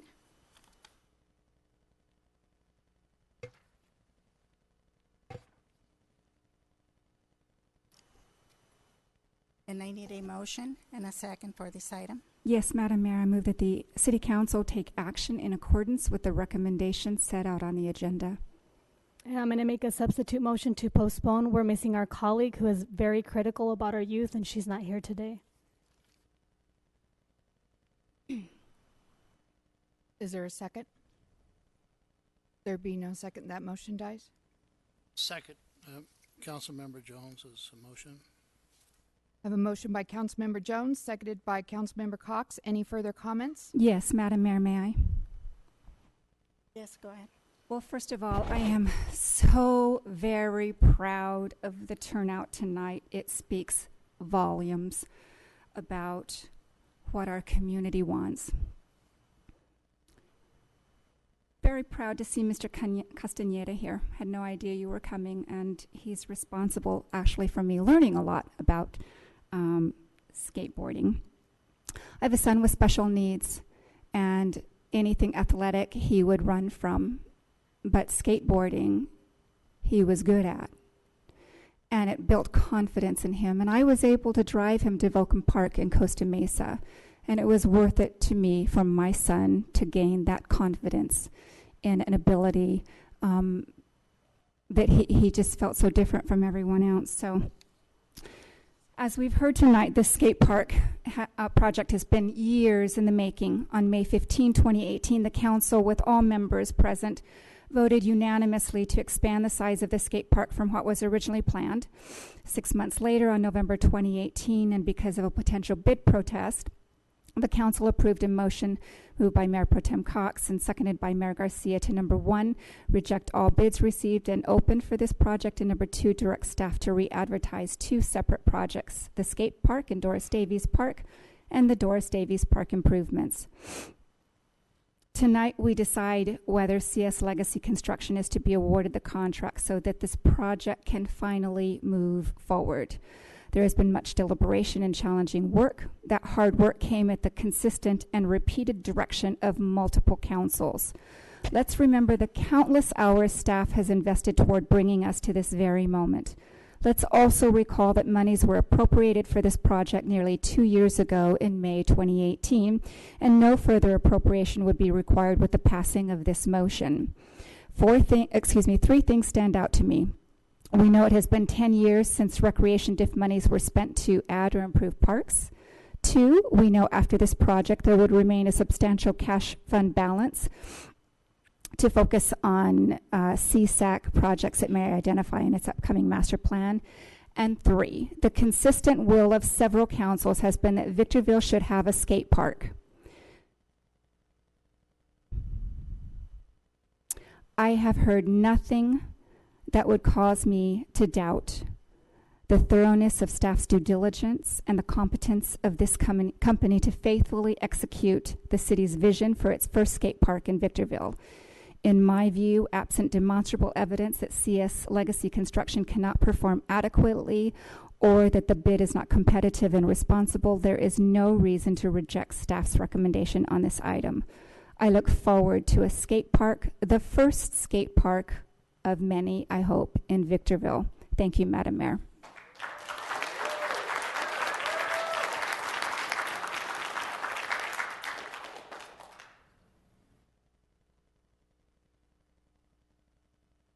Yeah, I do.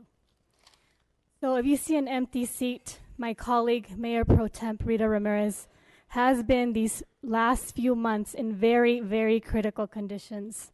She's very passionate about the youth.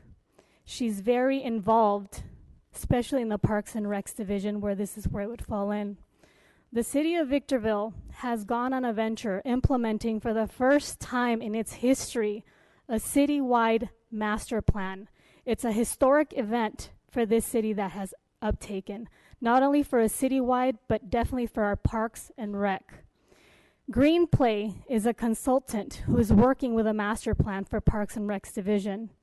And they're using systems such as the Likert surveys, focus groups, key stakeholders, and stake seekers as being part of who's being interviewed to bring a recommendation to this council to ensure that every single youth in the city of Victorville has a voice heard. It would be wise for this council to consider tempering the priorities of every single youth member in the city of Victorville in order of placement to give input to Greenplay. A decision like this would not only reflect the overall democratic process that we stand by our constitutional right and our constitution that each one of us took, but it would also reflect the needs of our constituency who are at the least disadvantaged. This is not to demean any of the youth that are here, but it's to celebrate why democracy and why we have been elected and why we advocate for benefiting, once again, the least disadvantaged communities with Parks and Recs. Greenplay consultant, his name is Dan, and if you have a pen and you'd like to write this down, he can be contacted at this phone number. His phone number is 573-0749. I will repeat it again.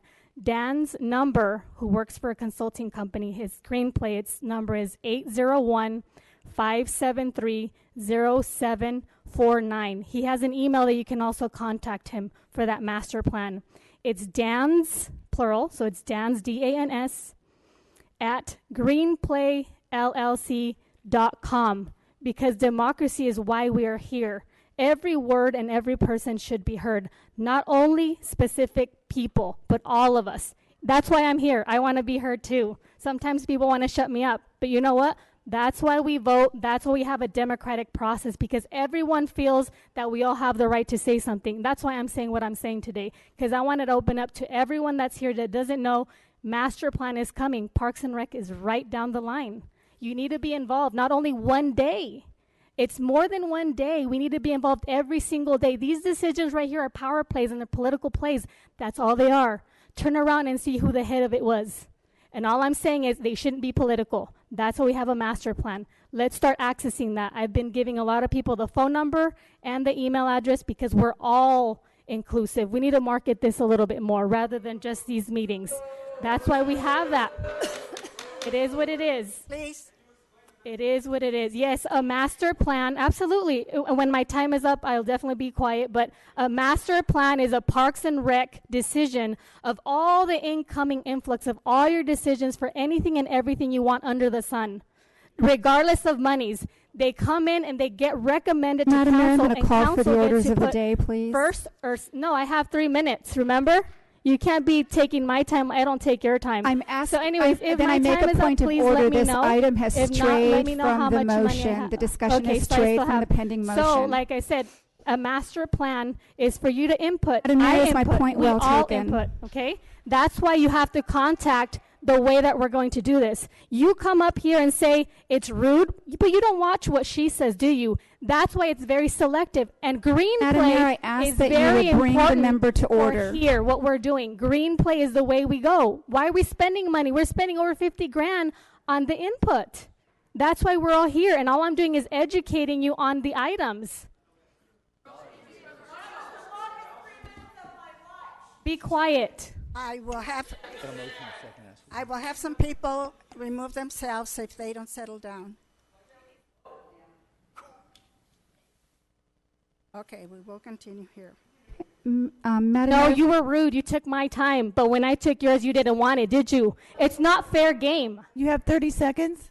thank you very much. They're not Madam your Clerk. 30 seconds. They were my 30 seconds. Madam Mayor, I believe I have the floor. 5-minute recess. 5-minute recess. Exactly. That's why you vote.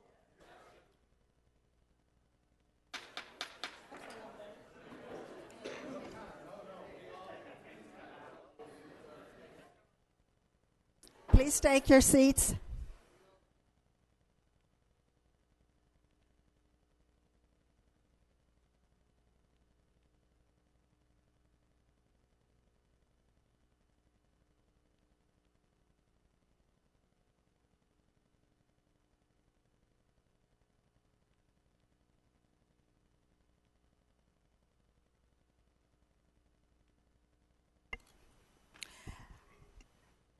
Okay, we are back now. So everyone has spoken except me. Oh, but Madam, go ahead. But I did have some follow-on comments if I had time, but certainly I defer, of course.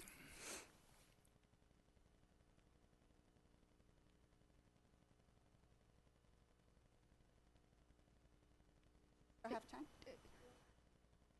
I just didn't, now that I've learned that you want to speak, I'm happy to wait. Okay.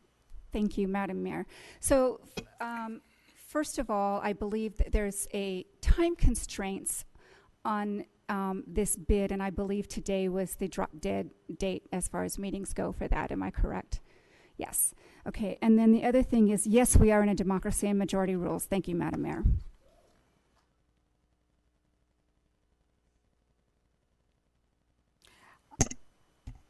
I have nothing against skate parks. I have nothing against any sport whatsoever. So please understand that. But I also have a commitment and a responsibility to our residents. And I've had quite a few people come to my place of business to voice their concerns. And at this moment, I'm not sure which way I'm going with it. I understand that we need a skate park.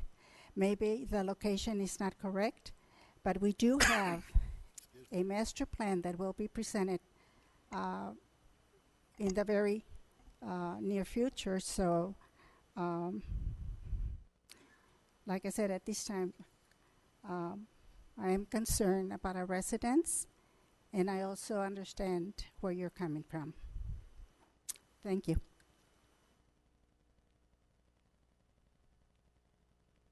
I have a motion by Councilmember Jones and a second by Councilmember Cox. All those in favor? Aye. All those opposed? Aye. Opposed? That motion fails. So tie votes are considered lost motions that can be brought back, but I don't know. We have time. Well, You weren't granted the floor. You're speaking out of turn.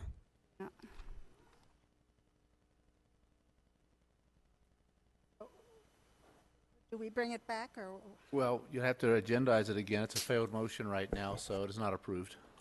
And I believe that, I'm not sure if we can bring this bid back, given the time constraints.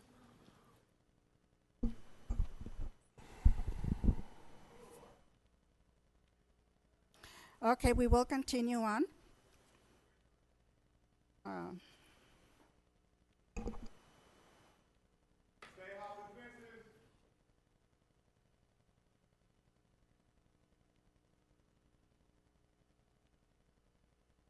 Item number 3.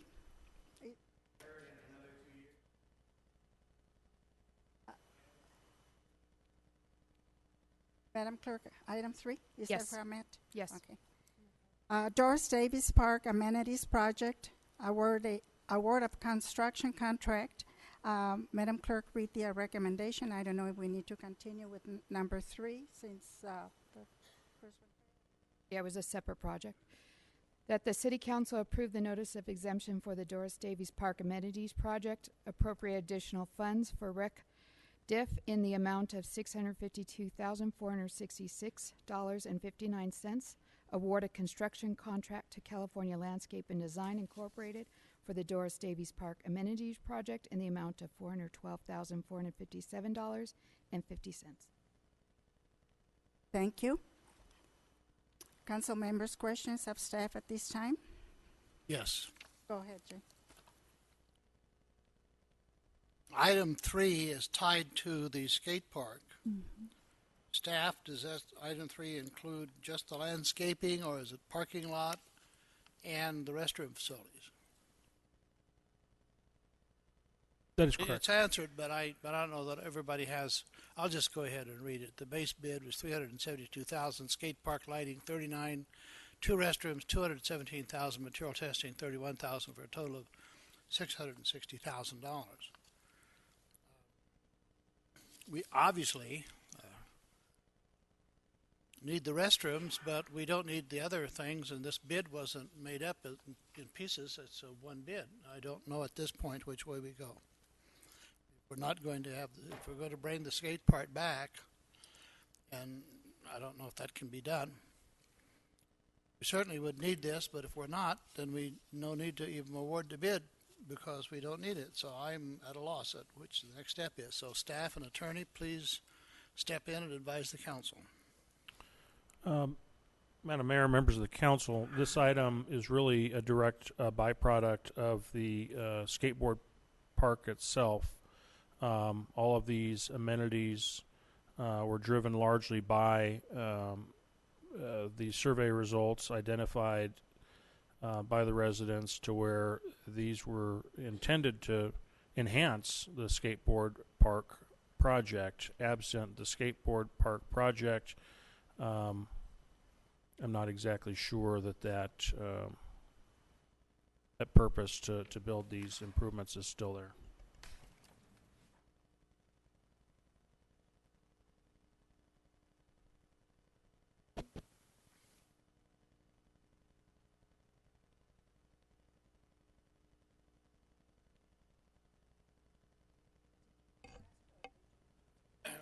Well, I'm not even sure the council's in the position to approve number 3 at this point. I would assume, since it's very much tied, and I believe some of those improvements are directly tied to the skate park, such as the lighting, that it would probably be appropriate to continue this item at least until you decide what you want to do on the skate park. With respect to the skate park, you've previously authorized proceeding with it. What you did tonight was not authorize the construction contract, so you've put staff in a little bit of a difficult position in terms of when and how we bring this item back. And I would assume that staff's recommendation would be to bring this item back at the same time as the skate park, since I'm not sure they can, or it makes sense to do these types of improvements without the skate park being there.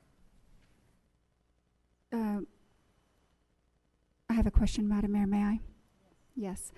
Well, I'm sure that there's a deadline associated with this bid as there was for CS Legacy Construction. So I don't know that. I think a lot that bringing it back is going to be timely because on item 2 we had a tie vote that was a lost motion. It can be brought back at the will of the council. I certainly would like to see some demonstrable evidence as to why that the bid wasn't granted to that particular bidder, because that's all we were addressing tonight. But I don't even know that we can bring this back because we're going to have to deal with casting bids again, I suppose. Calling for bids again. And I don't know if we're going to get anybody responding to that because we're kind of unreliable at this point. As far as I'm concerned, this is that will be the third go-round. Is staff going to answer that? Because I was waiting for a question, so I presume that was a lengthy question. So I'd like the response to it. As do I.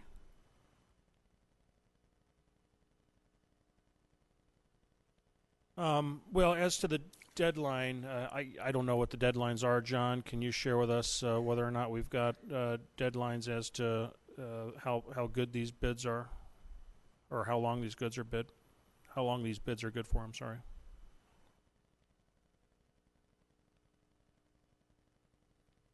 Thank you, Mr. Metzler. As you know, we did inquire originally about the extension for the skate park for CS Legacy, and that the deadline was tonight. There is an option for us. We can go and ask for an extension if that's possible. We do have another 30 days for the park amenities part of it.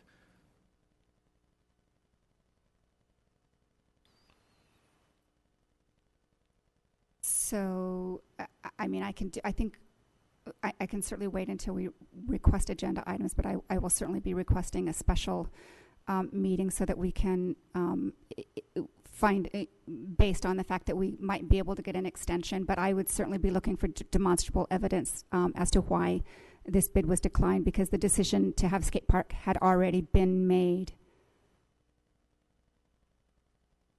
So, hearing that the skateboard project has bids that don't survive tonight, notwithstanding the fact that the bids have a continued life for this particular item, which is the amenities, at this point, notwithstanding the amenities having life in terms of the bid results, staff hasn't heard enough to be able to believe that there is an appetite to bring this item back. That notwithstanding, even if there was, I think to answer your question, I think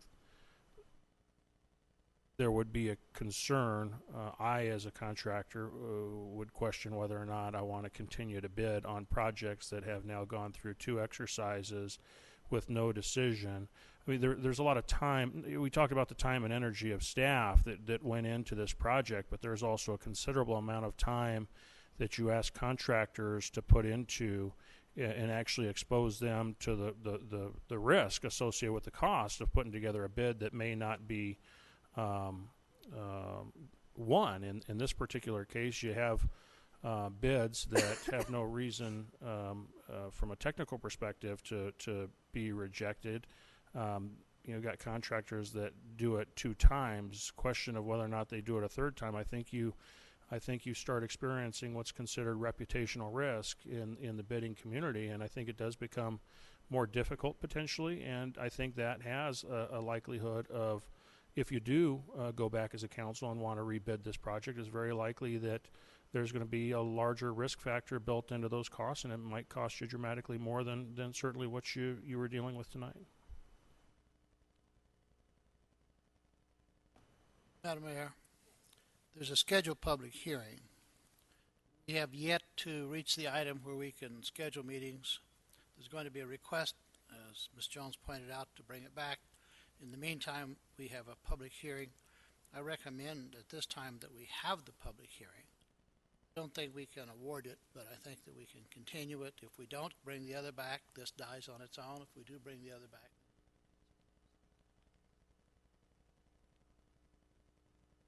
just a suggestion. So I would like to have the opportunity to also do questions. I don't know if Ms. Jones would continue or Mr. Cox are going to continue, but I know you have a limit of 3 minutes. I don't want to partake any of your time. I'm sorry. We have 3 minutes to ask questions, and you and Jones have been asking. I don't have any questions on this at this time. I think it all depends upon whether or not the council will agree to bring the original back, and by the time we bring it back, it would require a regular meeting or a special meeting, and in the meantime, staff would have to inquire as to whether or not the original people who submitted the bids for the skate park were willing to extend them. If not, the whole thing's dead. If they do, then the council then can hear it and this at the same time. But I think our hands are kind of tied right now. So what is the response to your question, Mr. Cox? Because I don't hear staff responding to it. Well, my suggestion is that we go ahead and have the public hearing. It has been published. There are people here. I think we have the responsibility to have the public hearing. And then it's going to, hopefully, the council will continue it until we final determination on item number 2. It will take care of itself. If the council agrees to have another discussion, whether it's a special meeting or the regular meeting, or a continued You have meeting. 30 seconds. Then at that point in time, staff will have to go back to the bidders on the skate park. If they will not continue if they won't hold their bid in place, it's dead. If they will, then the matter can be brought back if the council agrees to discuss it, and this will be discussed at the same time. I would certainly hope the council wouldn't turn this down and then find that the other details have worked out on the park. I think that's the option that this Your council time is up. So you would like to have this agendized for after we find out if they will extend contract? Well, if I understand the rules and we're trying to follow them, the skate park wasn't disapproved. It was not approved. In other words, the motion to approve failed. So it's still setting. That means that the motion that some council member may want to bring it back for further discussion would be proper. If there are 3 votes to do that, it will be discussed. If there are not, then it's just dead. And this is contingent, this is directly related to that motion. But that motion would be out of order because we have to wait until the period of time that we can bring back items at the end of the meeting.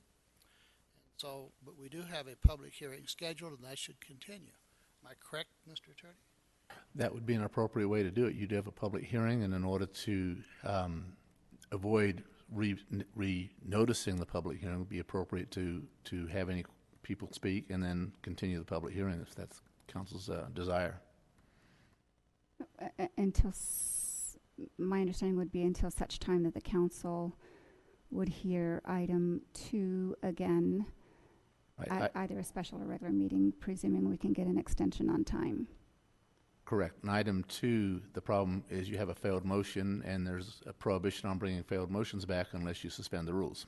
Actually, no. On page 23 under tie votes, which is what this was, tie votes will be lost motions and may be reconsidered at a subsequent meeting upon a motion passed by the council to reconsider the item at a subsequent meeting. I stand corrected. So You're right. this This is one a tie would not vote. need a suspension of the rules. I stand corrected. You're correct. But at this time, So you're still at questions of council members of staff at this point, but after that is completed, then I would recommend opening the public hearing on this item, and then the council can consider if they want to take action. The recommendation of Mr. Cox, I think, makes sense to continue this. So I also have, yes. So this, clearly we had people that wanted the skate park right now and right then, right? And if that's the case, I don't understand why we have to postpone this. I don't see the issue. I mean, we're already talking about getting the skate park, so why not do the first phase, which is add the lighting, add the bathrooms, add everything, right? So when you come again, we've already established that piece and we could move forth. That would be my suggestion. Why? Because everybody was here clapping very loudly saying we want the skate park. So if that part of it didn't function for today, but this part for your lighting and for your bathrooms to be in play, I think we should advocate for that right now to pass. There's no need to bifurcate like we have. Bifurcation means we set up 2 specific pieces. So I would go ahead with the recommendation that we have on right now, which is staff recommends the City of Victorville to approve the notice of exemption for the Davis Doris Parks amenity project, appropriate additional funds to the recreational DIF in the amount of $652,466.59, and award a construction contract to California Landscape and Design for the Davis Doris Park Amenities Project in the amount of $412,457.50. That's what I would say. If this council is saying that we're going to go that way, this is the way we're going to push, and it's not going to fall away on the next side. Wouldn't you agree? I would. We have a plan no longer than 8 to 10 months. You're going to input. You're going to give green play consultation. Call them up and let them know, and that becomes, and it comes part here again, and then we vote on that. That's where where you need people advocating for that too, because it's not lost. That's why I said democracy works in miraculous ways. You guys stayed here. You have the opportunity right now. I don't see why we would let this part lose, because it's already going to be in play. It's going to be working. That's my opinion. Madam Mayor, may I just don't see the logic in that at all. I don't know. I mean, we have to have the public hearing, but I don't know why we would approve anything like that contingent upon having a skate park when we just threw out our bidder on it. I mean, that just defies reason to me. Thank you, Madam Mayor. Time to open the public hearing, I believe. At this time, I open the public hearing. I do have one card. I think it's Rachel. I'm having a hard time reading what they're writing this evening.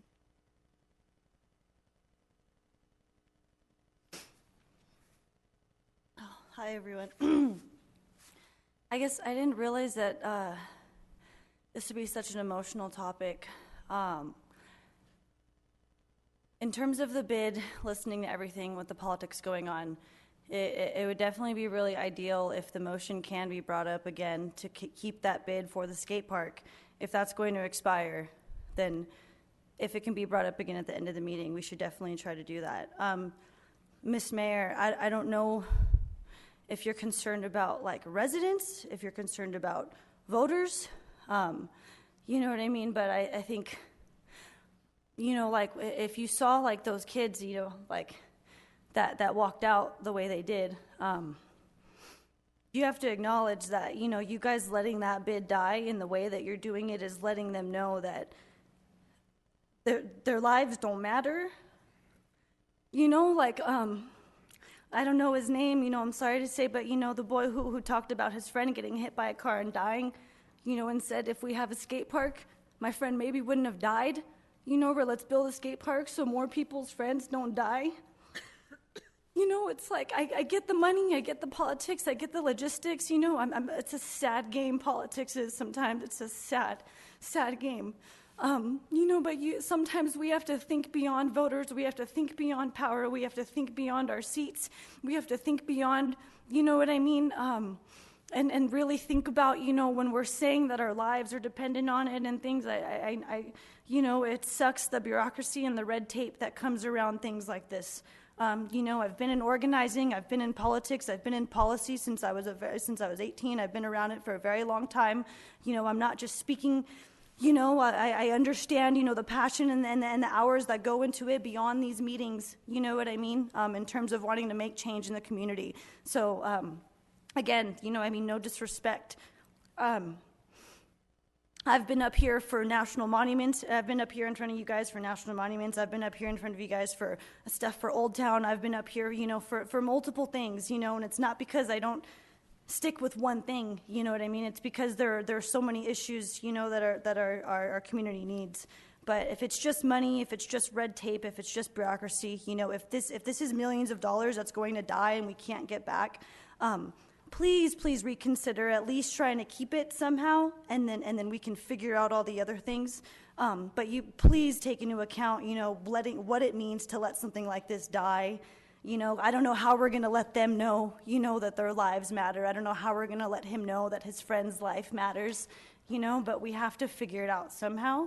I hate to be so dramatic about it, but sometimes things really are that dramatic, Thank you. William Firmage. William Firmage, Apple Valley. This has been over 15 years or more in the making. It was like over 15 years ago when we started getting Apple Valley on board with it. And I know Victorville, over the years, you'll get council members, yes, we're for it. Then it drags on. There's another election. New members come in. Now we're not for it. Another cycle comes around. We're for it. We're back and forth. And I look at this as like Compton politics. It's what's going on here because there's people for it. How could you not be something that's for kids? And I know she's saying that it's, we got soccer fields. We already have soccer fields, baseball fields. No skate park, an empty broken down lot over there by the donut shop. Kids hanging out at the mall, getting chased by security because they ain't got a place to go. If you want to decide over the lighting or the park, why not put the lighting on hold in the restrooms, get the skate park done first, and that stuff can come later. I just don't know what the holdup is. The Daily Press is going to write a story about this. It's going to be laughable because it is laughable at this point. Carino. Perino Solario. Good evening, everybody. Thank you for your time. Very happy to be here today talking about this matter. I want to talk in behalf of the youth a little bit, since they're not here to speak for themselves. I have a daughter that's 3 years old, and Are you speaking on the park issue, or is this for public comments? I'm sorry? Are you speaking on the park, On both. or did you want to wait until public comments? The public comments? No, I'll speak on it right now. Is it about the skate park? Right. That's the agenda item. Yes. Okay, go ahead. Yes, thank you. Yeah, so the majority of the youth is not here to talk about it, but as older adults that have gone and lived and felt the passion about skateboarding, we're here, and that's the reason that brings me here today. The amenities would need to be with the skate park, of course, because then where would everybody go? I believe the skate park is needed within the community for all the youth, regardless of the youth that they don't know what they're going to do in life, because I'm 30 years old and I still don't know what I'm going to do with life. But I know if I have a skate park, I would go to it. I also know if I've never been around skateboarding, I don't know what I would have been doing with my life. I would have been definitely doing not the right things, I believe. I figured a way to express myself and find myself as a individual. And I believe everybody finds themselves that way. And it's crazy to think that this thing that we're so passionate about that brings people together from all around the world. And I believe there's like 3 professional skateboarders that come from the Victorville area, and there's no skate park here. And somehow they still made it. So I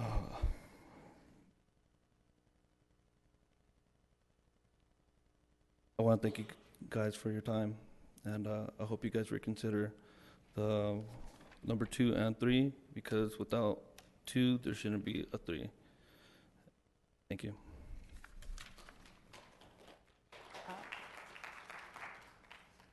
I do not have any other speaker cards. I close the public hearing. You may want to consider continuing it, depending on what you do on item number 2, as opposed to closing it, so we would not have to renotice it. Okay, we will continue it. Well, it's up to the council to do that. If council, I'm going to make a motion to go as follows for this item and continue with this for today's vote as recommended by staff, which was what I already read to the public. so we will continue it to. That's a motion. So actually, I'm going to second that for purposes of discussion. I have not made that motion. I can't make I motions. made the motion and Ms. Jones seconded it. Your motion was to continue? For purposes of discussion. No, Or- her motion, Councilmember Gomez's motion is to approve item 3 in accordance with the recommendation on the agenda. So I seconded that for purposes of discussion. Madam Mayor, may I? So you're actually seconding? I seconded the motion. Request clarification, Madam Mayor.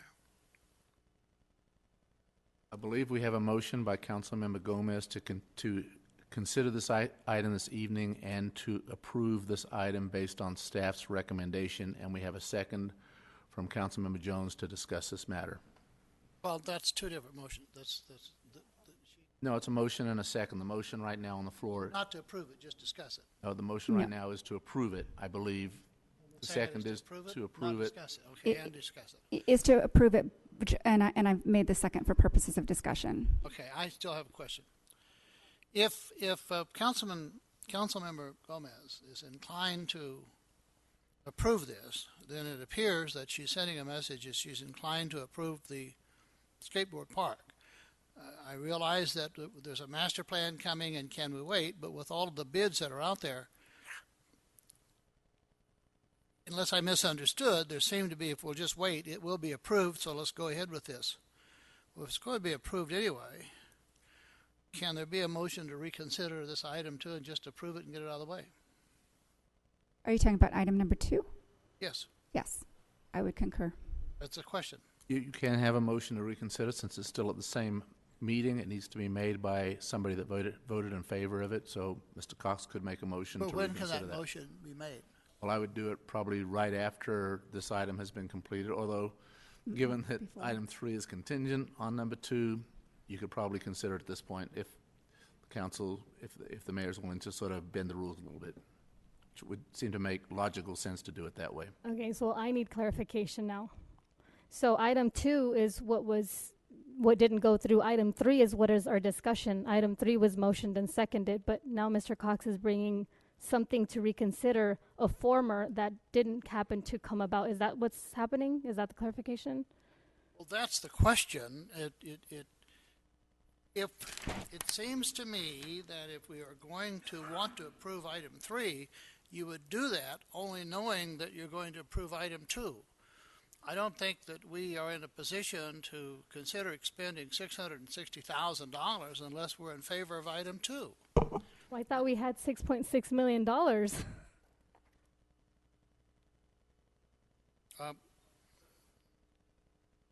then we don't have it. The current cash balance is that has nothing to do with the current cash balance. This here is a $652,000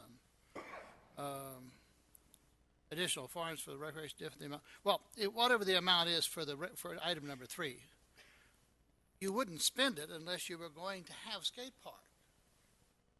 But I think we would, because if the amenities were already needed, like for the parks, encumbered balance, we don't have on anything. It was just on Sunset Ridge Park. So you would be beautifying another park.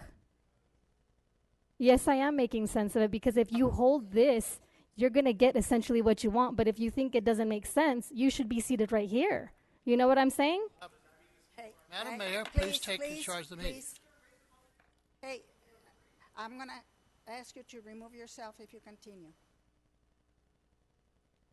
I believe it's reasonable to, if you approve the park, to approve this. But if you didn't approve the park, this wouldn't make any sense. It really would. If it's uncertain, then you would continue this. But on the other hand, if it's uncertain, but the discussion seems to be, once we go through a period of time, once we get a master plan, then we're going to approve the park. Why not do it now when we have the bids and not have to rebid and spend all the money and take a chance? Why? Because we have a master plan. Because we need the people to input. We have 130,000 people. You are not 130,000. You're not 130,000. Please. I am going to have some people removed from here if we don't have order, please. It's bad enough that it's taken us this long to figure out what we're going to do here. I'm not the mayor pro tem, but folks, bear with us because you're trying to talk me out of this, and I wish you wouldn't do that. So if you just be calm, let us talk about this. I want to make a statement with the council's permission. One of the worst things that can happen is for a past council to make a decision, and then when the next council comes in to try to tear down everything the past council did. That's what we see in Sacramento. That's what we see in Washington, D.C. It's a horrible thing to do. We're not political, so we shouldn't be doing that. But one of the things that we have, and I'm sorry for this speech, but it's very important to me, we are supposed to work together as a team. And one of the things that we have in an ethics class that we're all required to take is that even if we vote no on an item, if the city council votes yes, we then should, if we're ethical, support that, even if we opposed it. When the skate park came up, I asked for additional swimming pool and a wading pool. It didn't get it. And I said, I'm not for it until we get the other things. But the council approved it. I think the council spoke. And so I think all the members that are on the council have to support that. The worst thing that can happen to this council is to take any action and then after 2020 have a new council totally turn everything over. We have to be a team. We have to honor what the council did, assuming that they listened to the public and made good decisions at the time. And I don't want to take sides, but it's true. This decision has been made.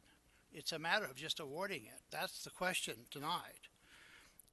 And so to continue it and lose the bids and have people start all over again is going to be very costly to all the taxpayers and the ratepayers. If we have a mind, if we really believe that this is the best thing to have it, then we should approve it and go ahead and approve number 3. But if we're not going to have a reconsideration, if we're not going to approve it, then spending another, how much is item 3, what's going to cost staff? Just tell me how much is this going to cost, item 3.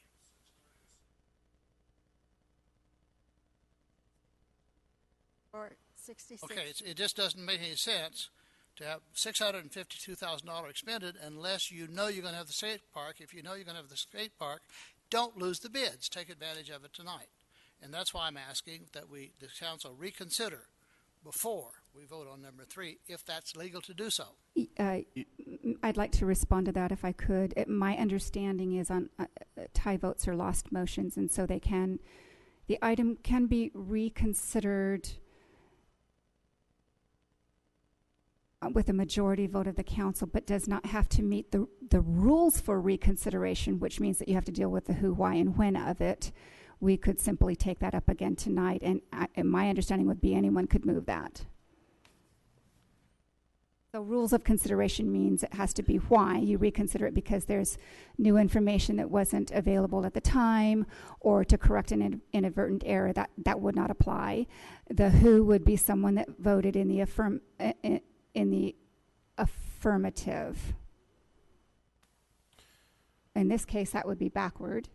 And the when of it would be during the same meeting. It would meet that criteria. But in my view, none of those apply, because we're under the category of tie votes and being able to reconsider with a majority vote at council, not needing to meet the general rules of reconsideration for an item. And it's my understanding that we should have had this discussion on item 2, not after. That's why that policy doesn't hold. So I'd like to, and this might simplify it, I mean, we'll at least know where we stand. I'd like to make a substitute motion that we approve item 3 contingent upon our revisiting and approving item number 2.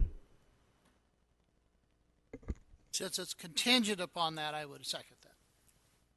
Yeah, like I said, we have a master plan and we still have input for the next 8 months. You're not giving a fair shake to the rest of the community. I don't see why, if all of these people that came in here today were to give that, I bet you that would be number 1. It would come here, flying colors, it would pass. Why? Because we're going to consider the top 5, and you've already been here. That's my prerogative, and that's the way I advocate for my community as a whole. Madam Mayor. So we need to. Several councils have made decisions to approve a skate park. We have followed the course to this natural conclusion, which is to award a bid. This is not a night to reconsider or rehash anything. We haven't taken up argument again on whether we should have one. That decision was made. So effectively what happened tonight was we rejected the bidder without any demonstrable evidence as to why that bidder was rejected. So there's a sub-motion, and I made a motion, so we need to vote because, I don't know, are we going to have further discussion? There's a subordinate motion. I've made a primary motion. There's a substitute motion on the floor right now, which is to approve item 3 contingent on a subsequent approval of item number 2. That's the motion on the floor that has been seconded. The reconsideration tonight and subsequent approval tonight of item 2. There's another way to go back to item 2 and revote. Yes. That's all it is. We're on number 3 now. No, I have to take the vote. So I have the motion by Councilmember Jones, seconded by Councilmember Cox. All those in favor? Aye. Aye. All those opposed? Aye. Motion carries with Councilmember Gomez voting no and Councilmember Ramirez being absent. No. That doesn't mean we have a skate park. All it means is going to be coming back and we'll have a third person to actually vote on it. We need to clarify what it means, because for her to clap, we are sending the wrong message to you. All it means is we're going to bring it back again and we're going to discuss it back again. That is not correct. That's all it means. Yes, that it is not does. correct. It was contingent upon approval tonight of item 2. That got a 3-1 vote.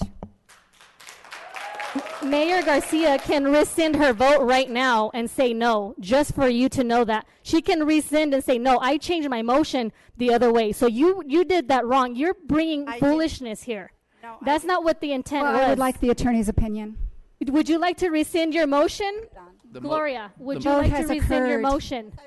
Okay, she The rescinds vote her motion. has occurred. That is procedurally incorrect. She can rescind her vote. We haven't gone has away been from here. taken. You You can may rescind not. it.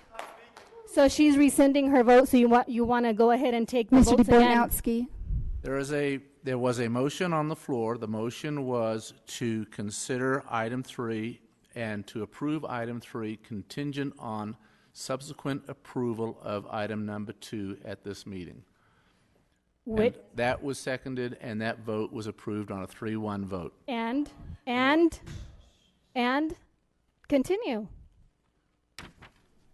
Because Gloria does not understand what just happened, so I'm explaining it. Because she clapped. I didn't understand it either until she clapped. So Gloria, under policy, has the right to rescind her vote and vote the other way, which means it failed. You do have, Mayor Garcia, you do have the ability to bring a motion to reconsider that vote if you wanted to, but that would require a second and votes. Second. So now there is a motion on the floor to reconsider the vote on item number 2 and a second. No. I have a motion and a second to reconsider the vote. All in favor? Aye. Aye. No. All opposed? No. Motion fails. She still rescinded her vote. She still rescinded her vote. The way we're doing it is really sneaky. The smart part of me is that I know how we play the game. So if we take this to judicial court, it stands that she can, based on policy, government code, she can rescind her vote immediately after. Unless we had gone to item number 4, she would not be able to go back. I have made that mistake, and the attorney has told me how to work it. So I learned, and I'm helping whatever we want to cause here as a group. I believe so that nobody's actually is going to do correct. that like this. Thank you, Mrs. Jones, for being integral. I actually appreciate that. Did you rescind your vote? I rescinded my vote because the way she right. explained it was not what I was voting for. So item number 2 at this point has failed. It's on a 2-2 vote, as is item number 3. And for clarification, and I was a little exuberant too quickly. The actual motion was contingent upon a subsequent vote on item 2. Right.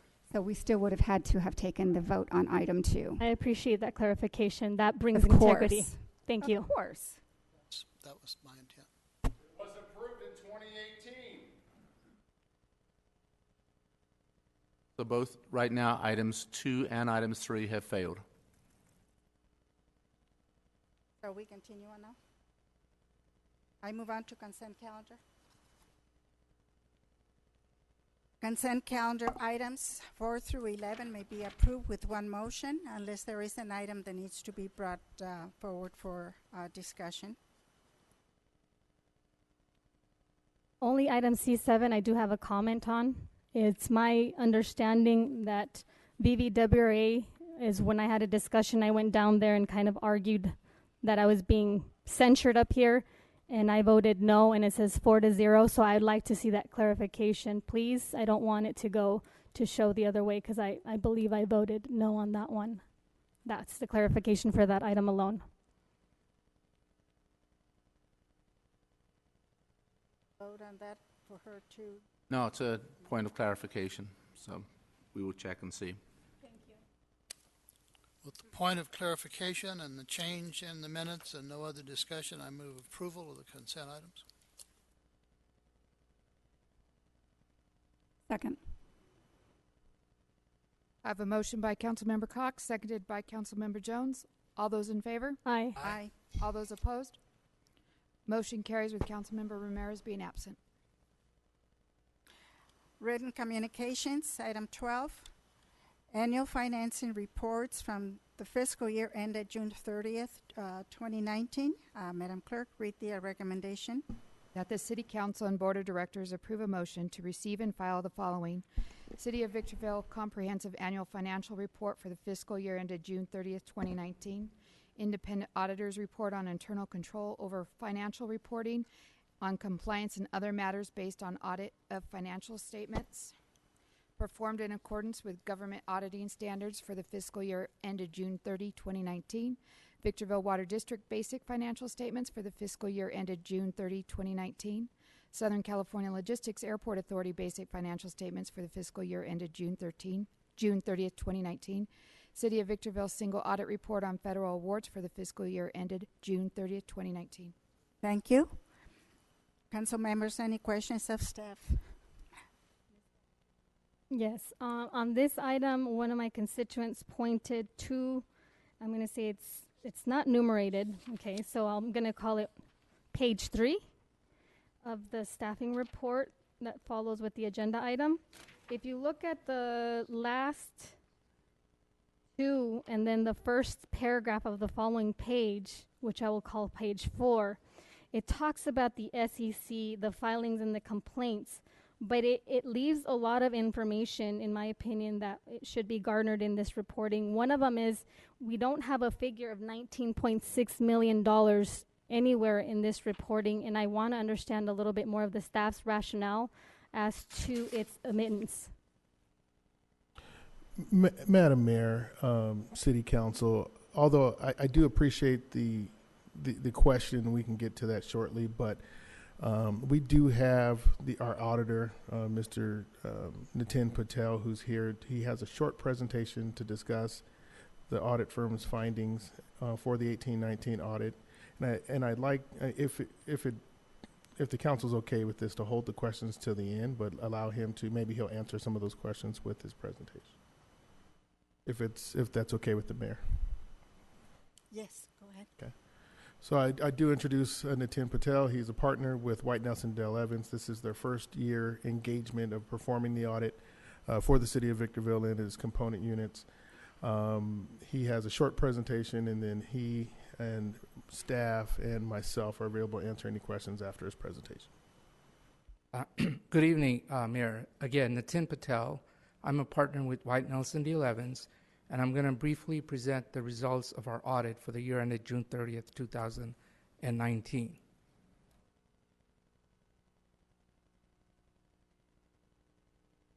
So first, I wanted to cover the scope of our services, which included our independent auditor's report on the comprehensive annual financial report, the report on internal control over financial reporting, single audit of federal grants, communication to those in charge of governance, and upcoming accounting pronouncements. So the scope of our services including providing an opinion on the financial statements of this city, also the Southern California Logistics Airport Authority. We provided a separate opinion on that, and also a separate opinion on the Victorville Water District. All the other 2 entities are included in your comprehensive annual financial report. In the independent auditor's report, we discussed that we've done the audit for the year ended June 30th, 2019. Management is responsible for the preparation of these financial statements. The auditor is responsible to express opinions on these financial statements. The standards require that the audit is planned and performed to obtain reasonable assurance that the financial statements are free of material misstatement. The audit evidence we've obtained in our audit is sufficient for us to provide an opinion. We have issued unmodified opinions for June 30th, 2019. In other words, the financial statements are fairly presented in accordance with generally accepted accounting principles. We had an emphasis of matter related to some restatements of fund balances and net position. There is a difference from the prior year that we did not have the continuing going concern related to the airport authority or related to pensions. The report also discusses required supplementary information, that we review that information for consistency but are not providing an information. There is supplementary information in the financial statements which provides more detailed information on the individual funds. We do give an in relation opinion on that. In other words, we are giving an opinion on that. And finally, the CAFR includes introductory and statistical section, and that's not given. We do not give an opinion on that because the statistical section is 10 years worth of data, and the introductory section is management's basic introduction to the financial statements. The report on internal control over financial reporting for an audit done in accordance with government audit standards is also referred to as a management letter. We did report 2 significant deficiencies. They were related to the year-end closing for audit adjustments and also to update the loan related to SCLAA.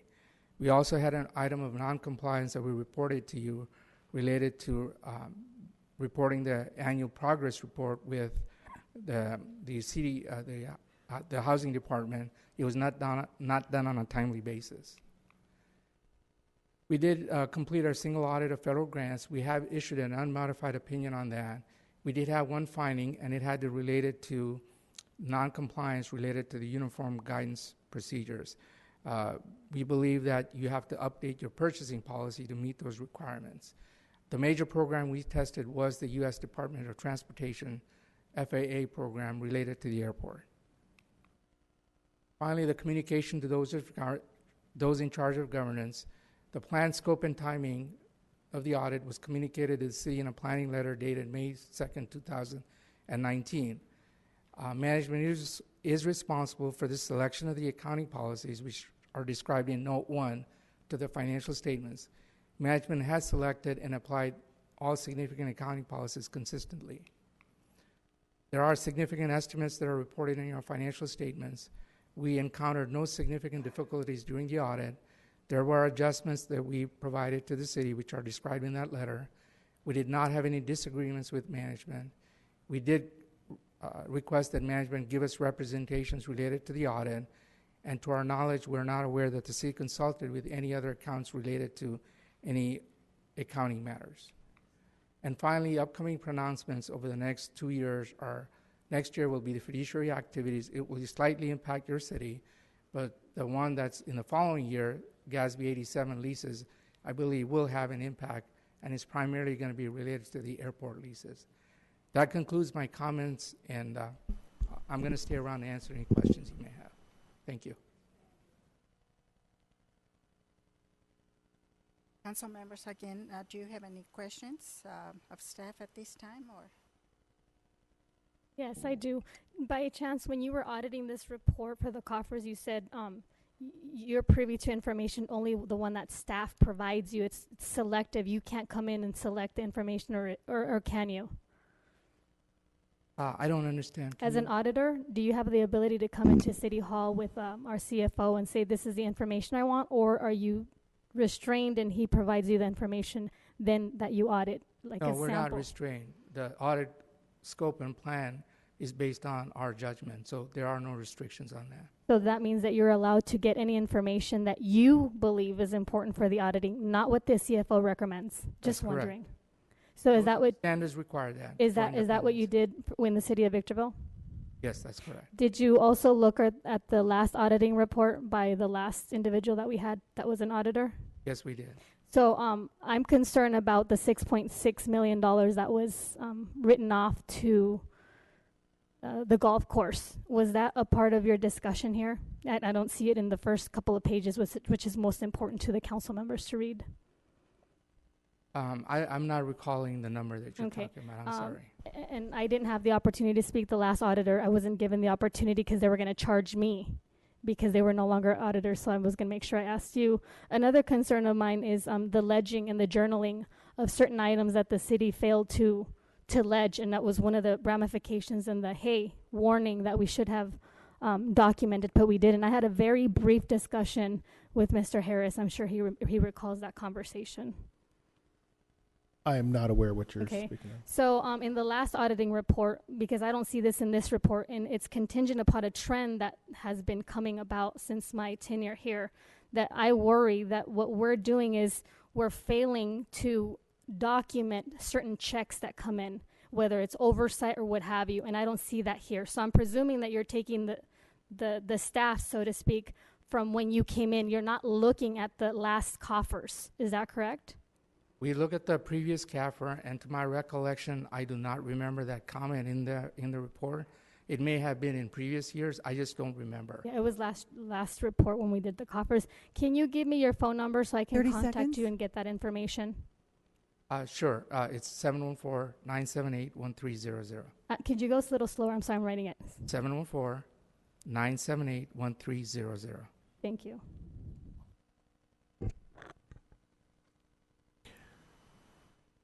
Unless there are any other questions, are there any other questions for Mr. Patel? I have none. Okay. I have no questions. Thank you. Thank you. I think those were all the questions. Thank you. I do not have any speaker cards either. So at this time, I do need a motion in a second. Receive and file.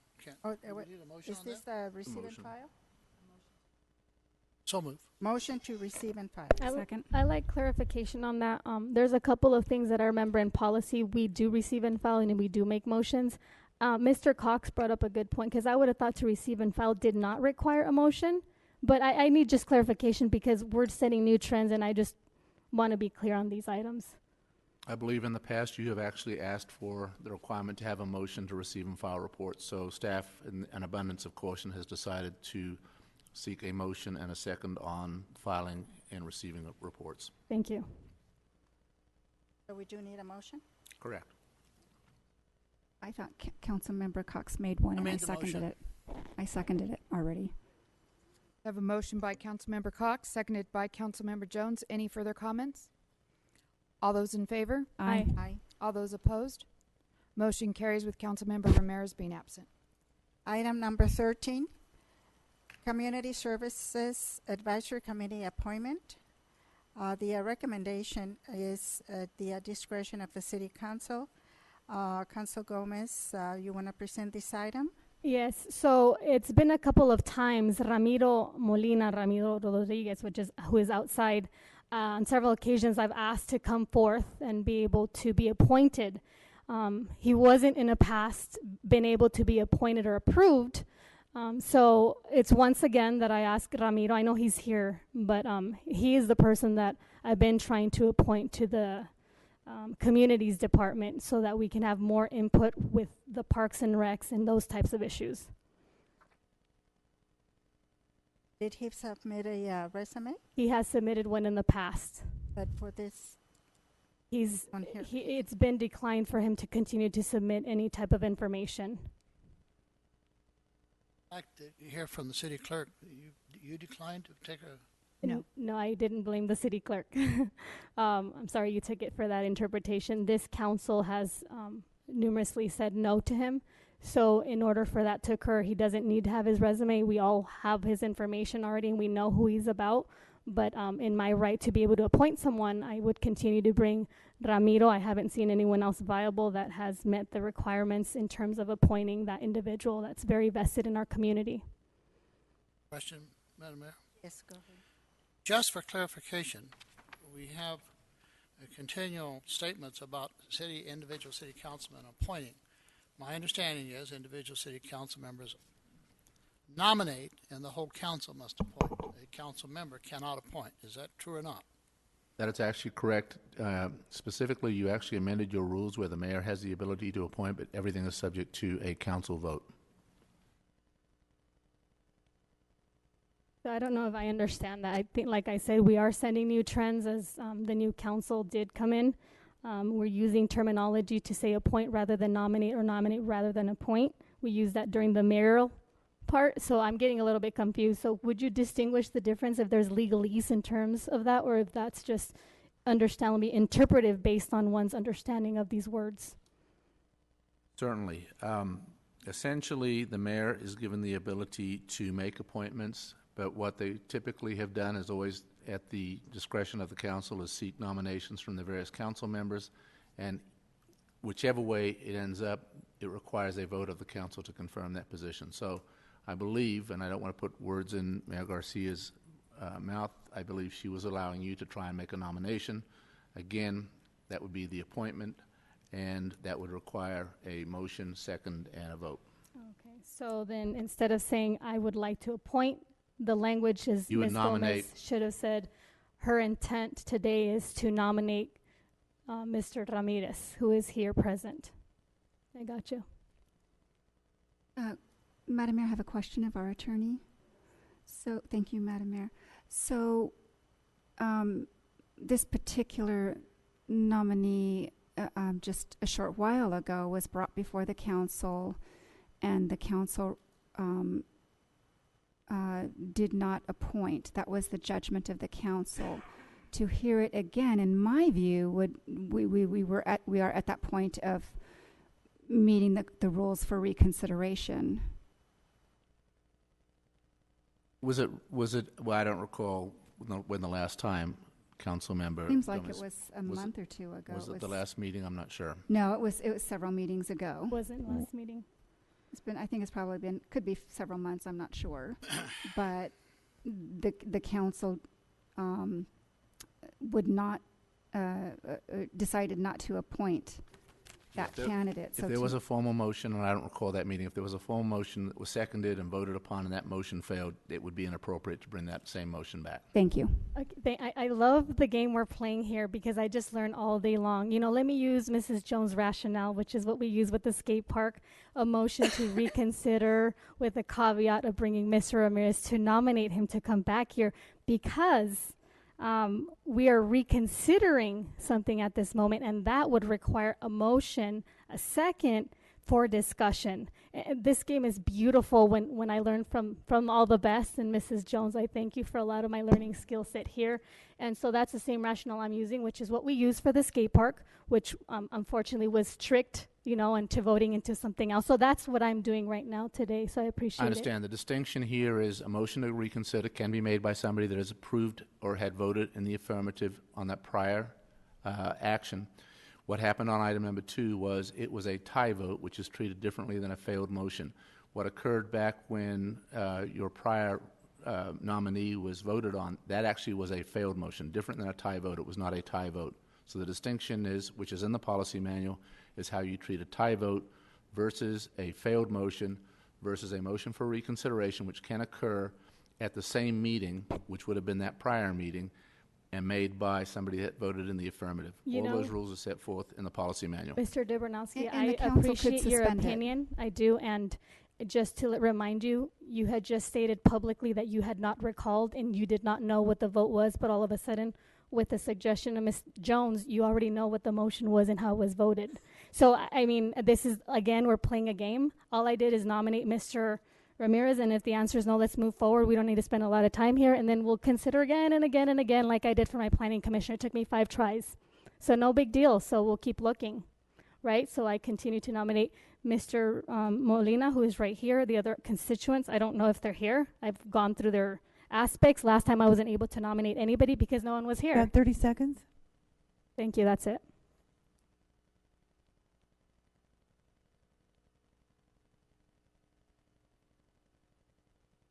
Oh, I have not heard a motion based on that, and a motion to... Yeah, that was my motion that I had made for nomination. That was a prior failed motion, I believe. I have to check with the city clerk, but I believe it was a failed motion previously, which should not be brought up at a subsequent meeting. Well, unless you can verify it, I mean, we should go forth. That's why we have staff to give us the information to evidence what we're doing today, not to bring up biased, mere opinions. So if we don't have that evidence, I guess we're going at a clean slate.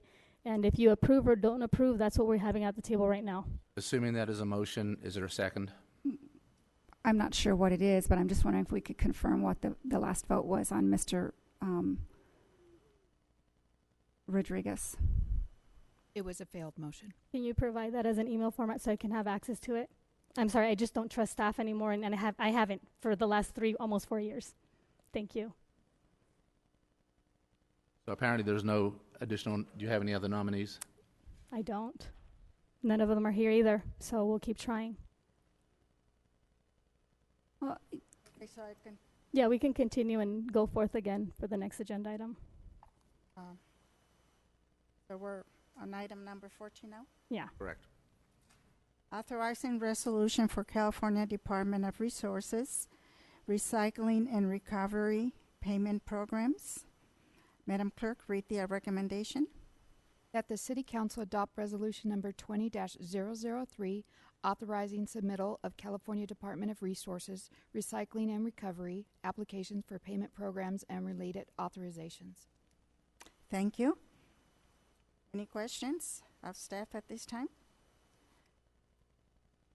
Have anything? No, thank you. I have no questions. Thank you. No, I don't have any questions.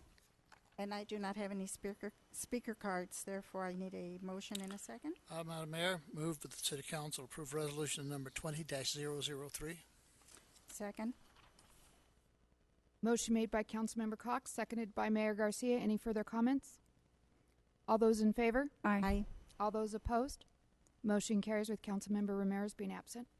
Item number 15, Regional Drainage Development Impact Fee Study Update, agreement with David Towson and Associates, Inc., DTA.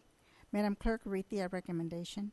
That the City Council approve a consultant professional services provider agreement by and between the City of Victorville and DTA in an amount not to exceed $60,060 for the Regional Drainage Development Impact Study Fee Study Update. Thank you. Any questions of staff at this time from any I do council have a member? question. Yes, Madam. go ahead, Jim. And I forgot to look at my bill. Isn't there a drainage fee of $4 on every bill that is submitted to the people in the city? That's for operations and maintenance. This is dealing with the capital side to actually build facilities through the So DIF currently, program. if we have an individual going to build a house or a subdivision, there's no building development fee for drainage? Currently not for regional drainage, correct. But there is for drainage. There is an O&M fee that we collect from residents for the drainage system that we do have to still maintain. Is this going to affect the $4 that's currently on the bills? No, So this would only affect new development. this would be new development, correct. That's all I have, Madam Mayor. Questions? Yes. Madam Mayor. Yes, I have a question. So sewer synonymous with drainage? Yes or no? No, two different systems. Okay. So I heard this evening, and I learned for the first time that we have a public safety and a public transportation DIF fee. And so this is a new added one. Do we have any others, or is it just now regional drainage development impact fee? This item would be a new fee for master drainage facilities. We're trying to do this in parallel with the updating that we're currently doing for all of the remaining development impact fees that we're currently analyzing. The goal would be to, instead of bring multiple approvals back to you, bring the citywide DIF study back along with this study at the same time, so we can deal with collective DIF all at once. So, and I'm under the assumption that this is the first of its kind. I didn't see a survey, but you said a survey would be coming up. Where was it, Prop 218? I feel like the community might not have had a voice. I don't know if this is one where they do, because if a fee is implemented, doesn't the fee go to affect residential, industrial, commercial sites and all these parcels? I think you're talking about a process that is unrelated to this. I think you're talking about a process that would be more appropriate dealing with the O&M associated with rates of a particular system. This is just deal with capital. We are required, obviously, to develop a master plan and make sure that the master plan has engineering estimates so that there is a nexus to the actual development impact fee being collected. We certainly can't be collecting more than what the designs call for, but I think you're actually mixing different types of rate approval processes. Yeah, so I'm bringing them as analogies to make sure I'm understanding that this drainage fee, it doesn't have a dollar figure, I mean, in terms of per unit.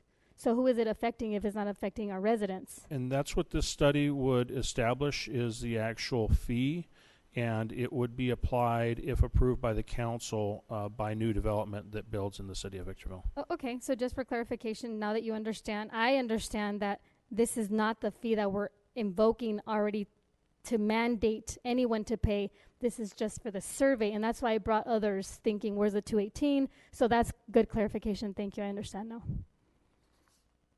Anyone else? No? Yes. I'm sorry. County of San Bernardino has a San Bernardino County Flood Control District. And at one time, they had a master drainage facility, and also it affected the city.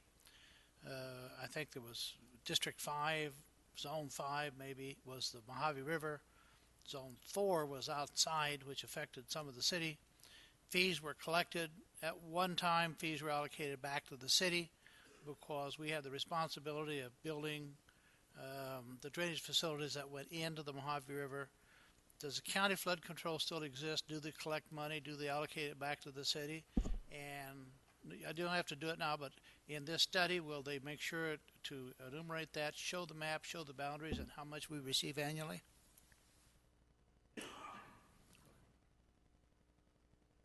Don't have to be specific, but I just want to make sure that we're still doing that, that it hasn't been vacated.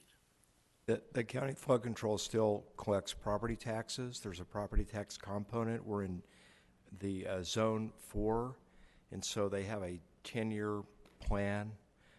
One of the projects that they funded was the Amethyst Detention Basin. Another project they funded was the Mojave River Levee in Old Town. So the flood control district will fund certain regional projects out of that funding source, but this fee study is separate and apart from the county flood control Zone 4 funds, but they still collect those and they still prioritize those funds for this area. And I did come up with another question. I'm presuming based on the reporting that this is the first of its kind. Is that so? For Victorville? Is that a yes? Well, I can provide a little clarification for that. We do have a development impact fee that was established that covers part of the city. It's I guess covers a portion of the city, you could say. That fee has not been updated for a very long time. This would be basically a new fee. It's a new study that covers the entire city, everything in the city limits, and it would be a more comprehensive list of projects. So in a sense, yes, it's a new fee. How is this going to impact our community? How would it impact the community? It would be a development impact fee, and if this fee were to be imposed, then all new development projects would be required to pay that as a condition of the new development. There's more money on tax. I mean, it's the wording is off. This is going to come from the pockets of our consumers. Yes? It would be borne by new development, whether it be residential, commercial, industrial. So if I'm a developer, my cost is going to be a drainage fee, and I can pass it on to my renter, the property owner, et cetera, et cetera. That's all I'm getting to, which is typically what happens. It would be a development impact So I would fee. see this on my bill as a property owner, as a renter. I wouldn't?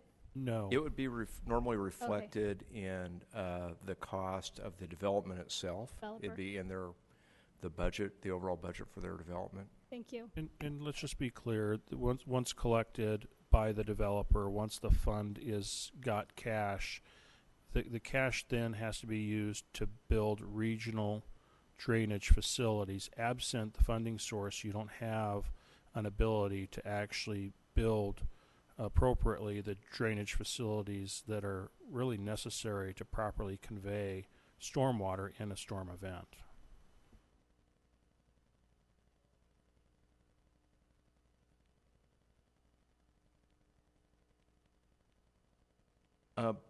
I don't know if I can answer that question. What are you asking? Why it wasn't I feel updated like earlier? I should have, former councils should have caught that and it should have been voted. Now it should be just rudimentary. We've continued it procedurally. I'm not really sure why the fee wasn't updated earlier, but Now we're taking all the development impact fees forward, and so this is just one more component of all the development impact fees that are being studied. What prompted that? What was the origin of that? I'm trying to get just to the origin.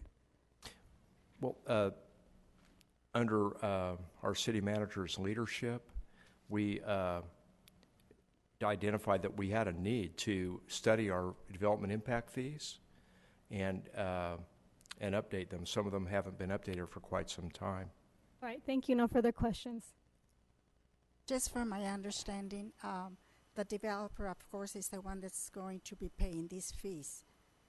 And then he will be charging, after they develop the homes, it'll be a part of the cost of the home.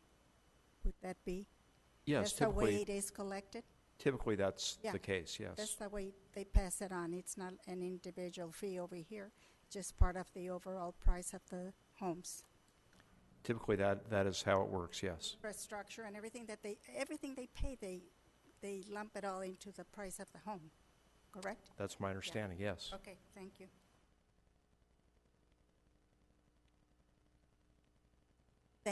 Thank you very much. I do not have any speaker cards.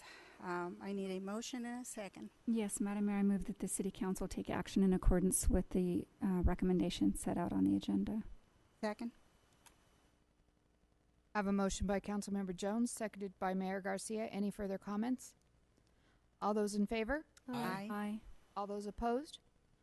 Motion carries with Councilmember Ramirez being absent.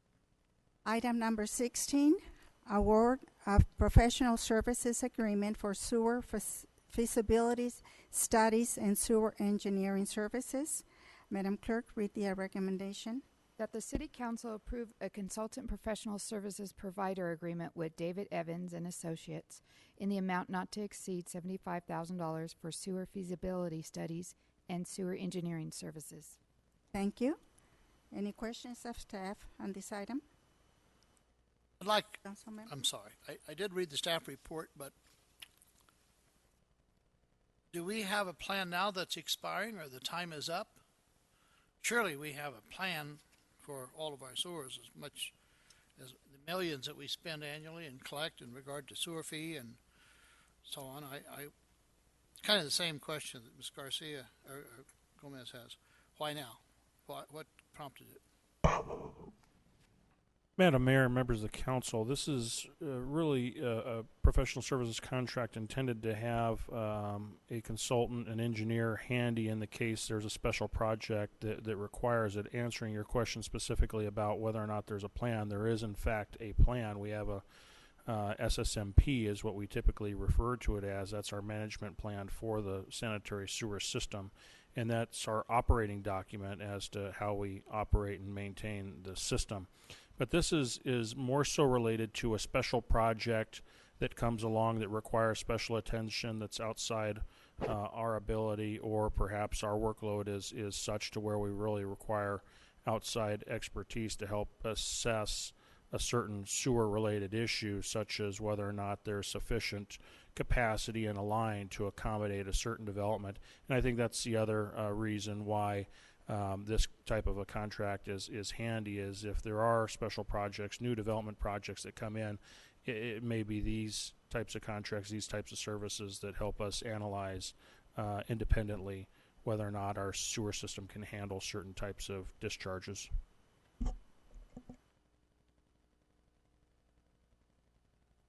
Else? Yeah, I'm going to need clarification. I feel like some of these items that are popping up go back with BVWRA, go back to item C7, which is a consent calendar.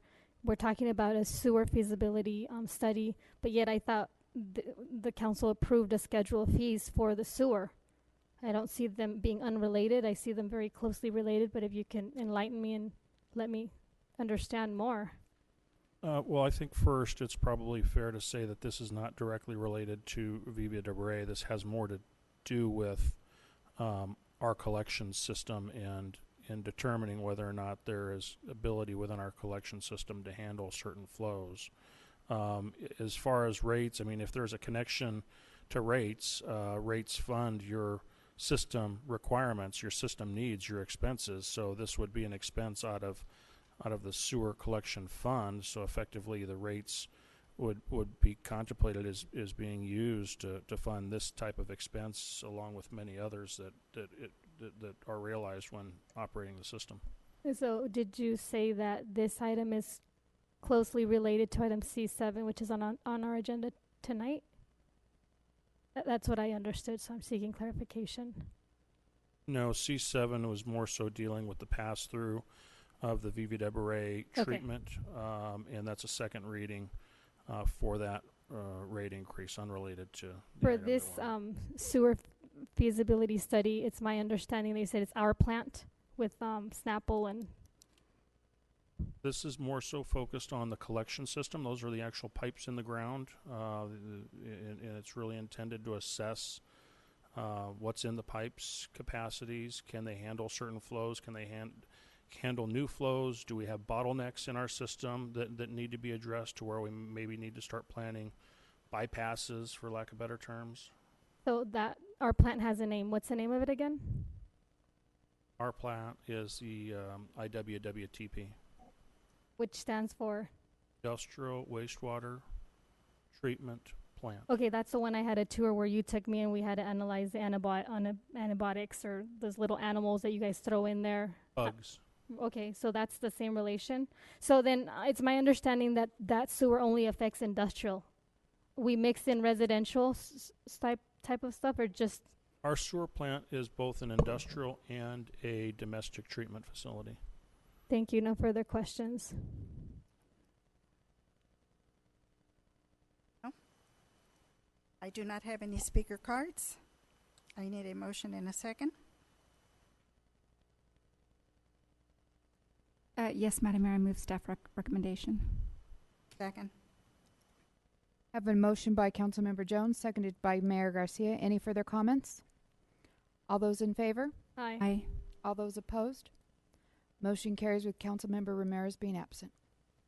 Item 17, I-15 La Mesa Road, Nisqually.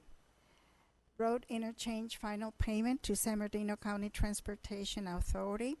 Madam Clerk, read the recommendation. That the City Council authorize the final payment to the San Bernardino County Transportation Authority for the city's share of the construction cost of the I-15 La Mesa Nisqually Road interchange in the amount of $1,903,000 or $3,187.93 from the Road Service Development Impact Fee Fund number 352. Thank you. I like this item. Any questions of staff at this time? Yes. So this is... So this is the final payment. It says this will be the final. Okay. So I thought I was under the assumption that we still had a long way to go. What was the total cost of this project, since 1.9 is roughly the end of paying this? Well, I think that long time has come to today. The total project that we financed, Brian, can you recall it off the top of your head? Oh, it's in the staff report? Oh, good gosh. On page 608, we've identified $40.5 million was the total project cost, and our share that we are reimbursing SBCTA looks to be the $20.3 million figure. So before I asked what the total cost was, I actually went over to my colleague. He'd mentioned it was 40.5, but he corrected himself and said no, because there was a portion. So my question again was, what's the total? Because I know there was a share. So what was our share, which is here, right? What's the total cost? Would it have been 40? $40.5 million. Okay. And they're just showing the shared staff as a portion of that piece. Right, and the way this project was funded, similar to how we're dealing with the Green Tree project, there is a share eligible from CTA using Measure I funds, and then there's also a share identified as being responsible to be developer funded. And that's why DIF, and we've had a lot of conversation about DIF funds today, DIF is the required funding source to pay the city's share, basically, in this case. Now, at the time when we built this project, it's my understanding that there wasn't sufficient diff to pay for that developer share. And over time, over the time since it was built to today, we've accumulated, and you've annually seen items like this on the agenda where we've basically paid down that $20.3 million to what effectively is becoming zero after we approve this item tonight.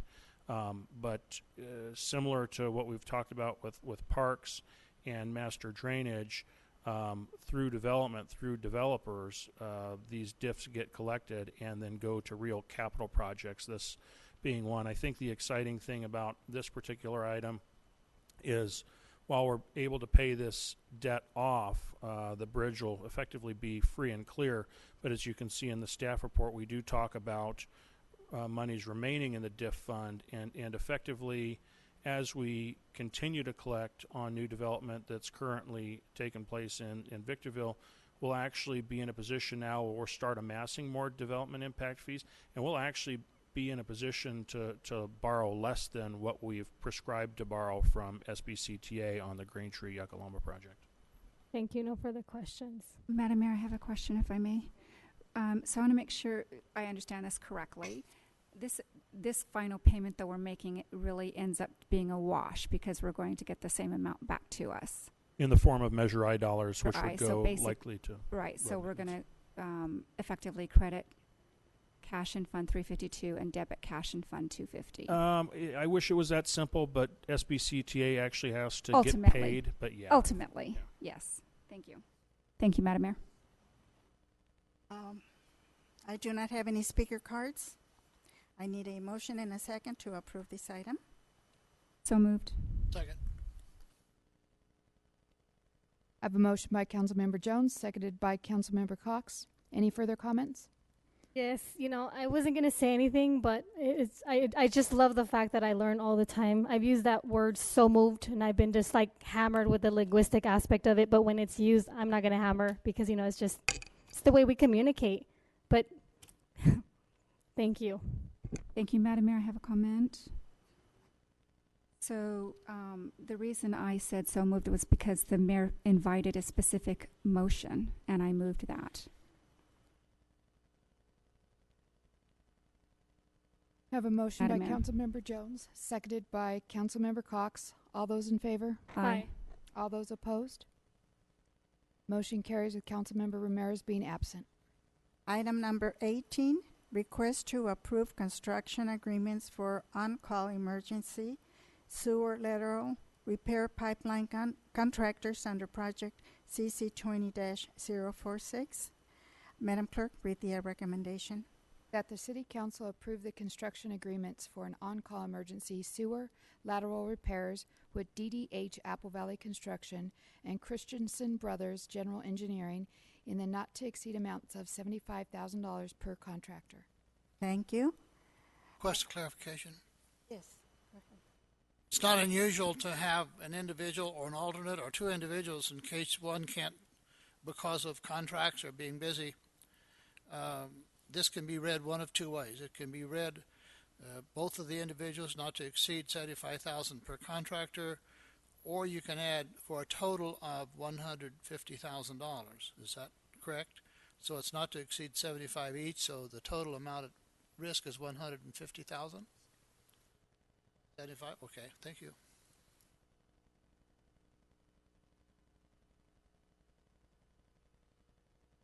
Thank you for that clarification. I was thinking it was 75 total. Yeah. Any other questions? Move approval, Madam Mayor, of the proposal for DDH and Christensen. Second. I have a motion by Councilmember Cox, seconded by Councilmember Jones. Any further comments?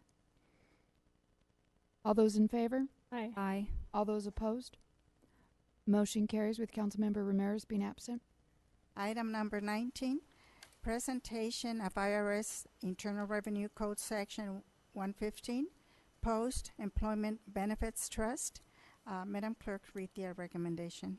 That the City Council and Board of Directors adopt resolution number VWD 20-003, authorizing participation in the PARS Post-Employment Benefits Trust Program to be administered by Public Agency Retirement Services and U.S. Bank, appointing the Deputy City Manager, City Treasurer as the Victorville Water District's Plan Administrator, and authorizing the Deputy City Manager, City Treasurer to execute the documents to implement the program. Approve the Consultant Professional Services Provider Agreement with PARS for establishment of the Post-Employment Benefits Trust Program. Approve an initial deposit of $6,500,000 to the trust. Thank you.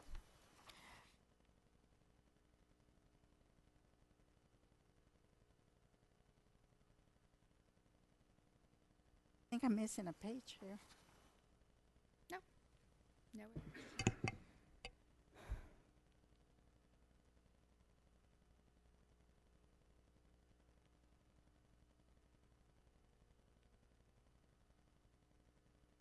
have 8?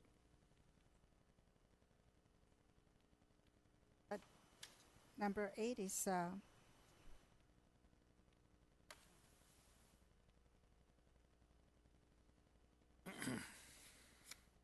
any questions of council members of staff at this time? Are we on 19? Yeah. Yeah, I do have a question. Several things come to mind when I see GASP, which is the Government Accounting Standards Board. I think about the coffers in an auditing system. And then when I see the word OPEB, I'm thinking about the funding liability that we're like in steep dire to try to make amends meet. But then we're also talking about an RFQ or RFP. So all that put together, I mean, or building a program to pay off, doesn't seem like it. We're for whatever reason, we're getting a proposal. But I'm not understanding, is it because we're going to start analyzing our liabilities and debts to pay them down, or? If I may, Madam Mayor, City Council, I can probably summarize the action for you pretty quickly.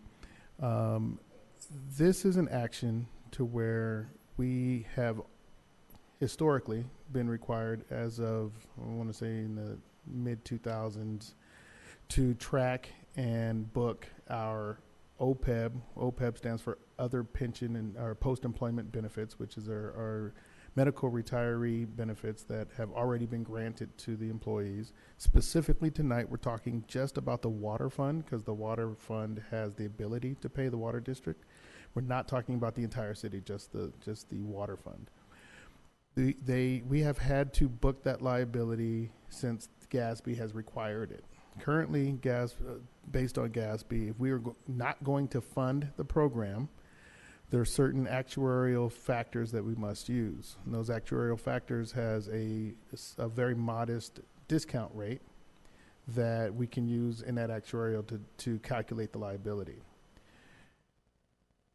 Without funding it, that liability stands at about $9.1 million as a liability on our books, and that's what's currently booked on the water fund's balance sheet. If we do fund the program, and there's certain criteria required, if you are going to fund the program for GASB to acknowledge it as a funded program, one, it has to be in a irrevocable trust, and two, you have to fund according to the actuarial requirements of the standard. That by doing so, though, you can assume a higher discount rate. So once you apply that higher discount rate to the calculation, it actually yields a lower amount of liability, because it just assumes you can make more money on your money over the period of time, which requires you to put in less money to reach your ultimate goal. This action is one because the water fund can afford this particular liability, and we're not talking about pensions here, we're just talking about OPEB. This fund can afford its liability, and by simply establishing the trust and taking advantage of the higher discount rate per the standard, the total liability reduces from $9.1 million to $6.9 million. Staff's recommendation is that because it is in an irrevocable trust, that liability be funded to the tune of $6.5 million to determine how it performs over the next couple of years, and then balance on an annualized basis from thereafter.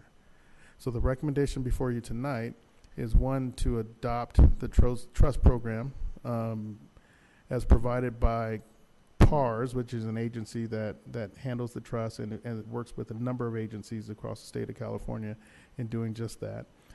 The only other bid that the only other player in this game as far as doing post OPEB trust is CalPERS, and CalPERS did not submit a response to our RFP. So that's why CalPERS PARS was selected. And so the second part is to approve the agreement with PARS. The third part is to actually make the actual contribution to the trust, into the irrevocable trust, so that we can take advantage of, one, the investment performance provided by the fiscal managers at PARS, and to satisfy the requirement of funding the liability as required by GASB. If not, we would have to book the liability, so that's the offset. So it's either we don't fund and book a $9 million liability, or we do fund and we post a $6.5 million asset into this trust for the benefit of future employees. That $2.2 million difference remains now available for the water fund's balance sheet. Okay, and that was going to be my question, because you said if we do get this there's a savings, we go from 9.1 to 6.9. You said there's like a 2.1 savings or whatever. But when I looked at the initial deposit of 6.5 million, I was like, well, where's the savings? Because is that a fee, or is that just something to maintain, to continue to build on? That's our contribution to funding. So when we talk about funding a liability or not funding a liability, this is a recommendation for the city council to consider funding this liability that's out there. And if we actually fund it, what we must fund is lower than what we were required to book as a liability if we do not fund it. What are the requirements? We have to account for that liability. And what is the requirement? The requirement is to try to fund it as best you can. We have the ability actually to fund the entire amount. However, it is my recommendation to fund just shy of that amount, as it is a irrevocable trust. So once we put the money in there and it exceeds what the requirement is, the city cannot take that money back out for any other need. So I recommend that we were funded just slightly shy of the amount. And if the markets were to perform better than that 5.75 discount rate, then the fund will grow and meet the requirement or meet that liability at some point. If not, we'll evaluate it annually and make adjustments as necessary. Okay, so to fund it fully is 1.9, but fund it fully is 6.9 million. 6.9. So where does 9.1 to 6.9 come in as a savings? It's now being able to recognize the difference between the discount rate for not funding the program and leveraging the discount rate and increased discount rate in the actuarial for funding the program. And so as attachments, you have two actuarial studies. One is performed in the event of not funding, and the other is the example that you would see on the unfunded or on the liability side if you actually were to recognize or a discount rate of 5.75%. And that's where you'll see the difference between the 9.1 million and the 6.9 million on those two studies. So is an actuarial evaluation synonymous, even slightly similar to calling like an insurance, life insurance, so to speak? Very similar. They use similar processes. And then my last question is, GASB requiring or recommending, or you as a CFO requiring or recommending the Post-Employment Benefits Trust Program? GASB requires that if you're going to have a bona fide funded program, that you use a sanctioned trust that is irrevocable. Thank you. No further questions. I have a question, Madam Mayor. So the amount of money that the water district will put up in the trust, it's the interest that reduces the liability? The interest gains? Because you don't put up 6.5 million and reduce your liability by only 2.2 million. You do if you're allowed to calculate the new actuarial based on an improved discount rate. And so by funding the program and having money actually invested for the purpose of the beneficial users of the program, you can actually invest that money and assume a better discount rate. So when you now use that discount rate in the same actuarial, that's how the improvement becomes from the 9.1 million, which if you're not going to fund, they require that you perform the calculation based on a lower, more modest discount rate closer to what you would expect from a money market account or something similar to our LAIF account. Clearly I don't understand this, but I went from if the liability is 9.121 million. Based on a lower discount rate, because that's the assumption that's made in the. What is our total liability? Our total liability as it stands now is 9.1 million, based on actuarial assumptions that assumes a lower discount rate because the money's not invested. We have to book the liability on our books. To arrive at the value of that liability, there's certain assumptions, and if you're not going to fund the liability, then the assumptions that you use have to be a modest discount rate. The reason that I'm asking the question is because I'm on the board of another agency that has the requirement of OPEB of several million, and rather than reduce the amount, they put it up with an individual trustee for investment, and it's the interest and the gain that goes to reduce it, not the actual money. The amount of money they put up always remains the same, always, no matter what happens to future liabilities. So that if there's no interest, the liability is high, but if there's interest, then that reduces the liability. But they always have the amount of money because it's in a trust. This is not a trust. This goes directly into irrevocable. So that if it doesn't do well. So what we're looking at is we're comparing what the GASB allows for the standard as far as booking this liability and calculating out the liability. And so in your example, if they have an X amount of money in their trust and they're making annual contributions to that trust, then that's fair. They can make those annual contributions. Now, what changes is as when they perform the actuarial, they're going to actually look at real performance of the trust to determine what the discount rate should be. Now, if the discount rate, if it's invested in the trust that's performing, and meaning the investments are actually performing, then the discount rate that they're able to use is going to yield a present value of those assets as they're invested, given that discount rate. The higher the discount rate, the lower initial upfront investment you need to make. The lower the investment rate, the larger upfront investment you have to make. So in this particular case, if we're not making any investment at all, which has been historically the practice of the city, we would just book the liability, then the discount rate that we must use is the lowest required allowed by GASB. And so that rate is very, very synonymous to what you would expect to receive in our LAIF fund. And it's around 3.75%. I have to look at the actuary to be exact. But if we are actually going to then invest the money, which is what we're recommending tonight, because the agency has the ability to do so, and we're going to invest that money, then we could, for the purpose of calculating the liability, initially assume a better discount rate because we actually have money in the market actually working at a investment strategy better than just sitting in a savings account. So as a result, that reduces then the present value of that liability by investing the money and actually utilizing a higher discount rate for the purpose of the actuarial.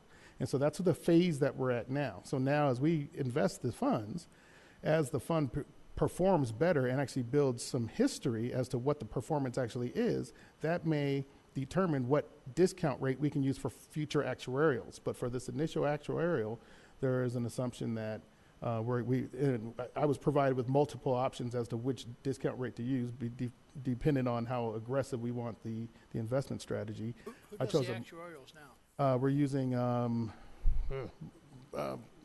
That's okay. Starts with a B. It's the. Excuse me. I'm sorry, it's not right on top of my head. Bartell. Yeah, I would. I would agree. I'd like to have a workshop. If that's a motion, I would like to second it. I heard nothing, so if someone could make a motion again. Mr. Cox? I'd like more information, and so I don't want to take up, it's getting late, and we're all getting a little antsy, so I'd like to have a workshop if we can quickly so we don't hold this up, because I know the value right now, the investments, but I really fully don't appreciate, I don't understand it, so I don't fully appreciate it. And I'd like to Okay, concur and that's make fair. a second. And I'll take whatever time's needed to get the council comfortable with the decision. That's a motion to schedule it for a workshop. Do you as soon have, as reasonably can you set up a date, 90 days, 120 days, that way it Oh, I comes? don't think it should be more than 60 days, because we're going to be really into the budget within 60 days. And If you like, we can actually, if you don't mind, Mayor, I'm open and we can schedule that as soon as possible, even depending on your schedules. Okay, so the motion was amended no later than 30 days to have a workshop, and I'm going to go ahead and concur and make a motion, a second to that motion. I have a motion by Councilmember Cox, seconded by Councilmember Gomez. All those in favor? Aye. Aye. All those opposed? Motion carries with Councilmember Ramirez being absent. So this will be continued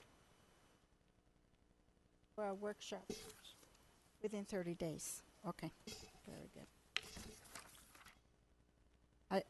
I do have some speaker cards on this item.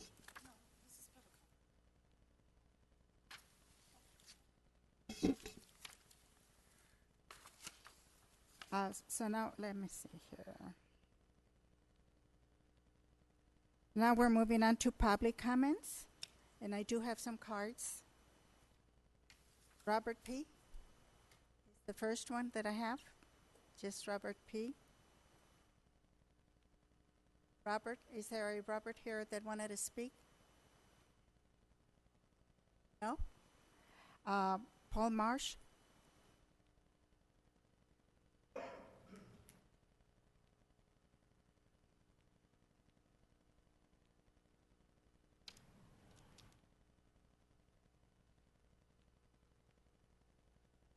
Good evening, Mayor and City Council and staff. I'm going to be very, very quick. I just want to give a thumbs up to the hard work that our city staff does, and also I want to, and the thick skin that they have to have. What I find is this, okay, and it's coming from, I mean, for the most part, the City Council works together, and I appreciate that. But from one city council member, Blanca Gomez, every week, every 2 weeks during a city council meeting, we either have to listen to the staff being distrusted by you, or we have to listen to individual attacks on certain staff members as far as distrust, incompetence. We're not the only ones that hear all this. This goes out to the city. People live stream this.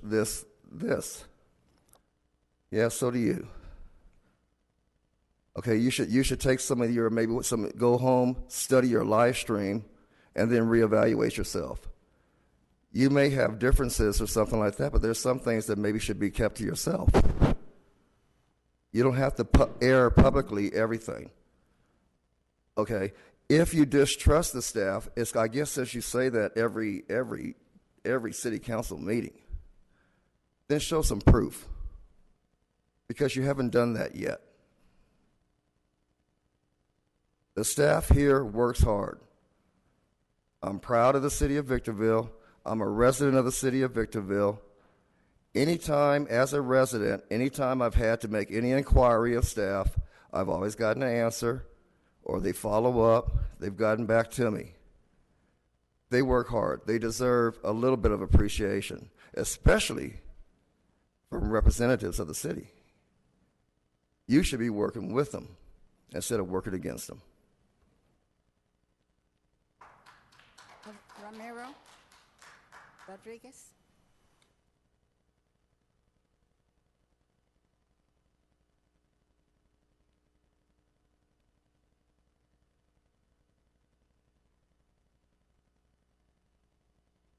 Hello, council members. One of the main things I wanted to bring up is that we need an SBDC office up here in the high desert more than anything else. That we're getting an influx of a lot of foreign immigrants and a lot of immigrants coming down from down the hill.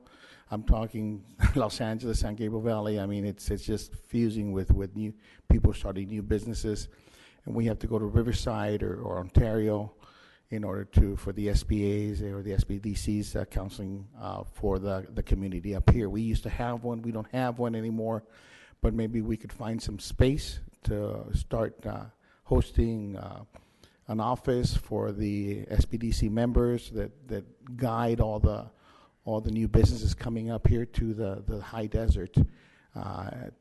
The Hispanic Chamber of Commerce is just growing. More tables are coming, and the city is exploding. Not only the Hispanics, but the Middle Eastern people, the Asian, and I think we do need an SBDC office up here in the high desert, whether Victorville wants to host it, or Hesperia, Adelanto, doesn't matter. It benefits everybody. You start a business here, it benefits everybody. So I think we had one.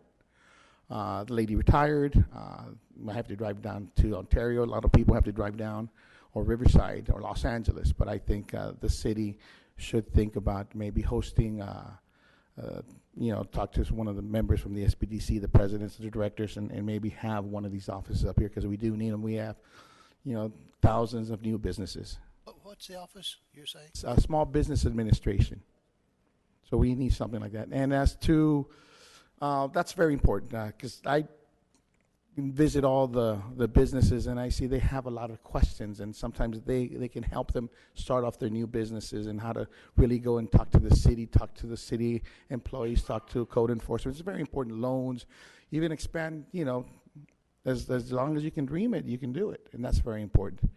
As to the council being judged, not disrespected, but I believe that you are afforded that you have to have accountability for all we ask. You represent us.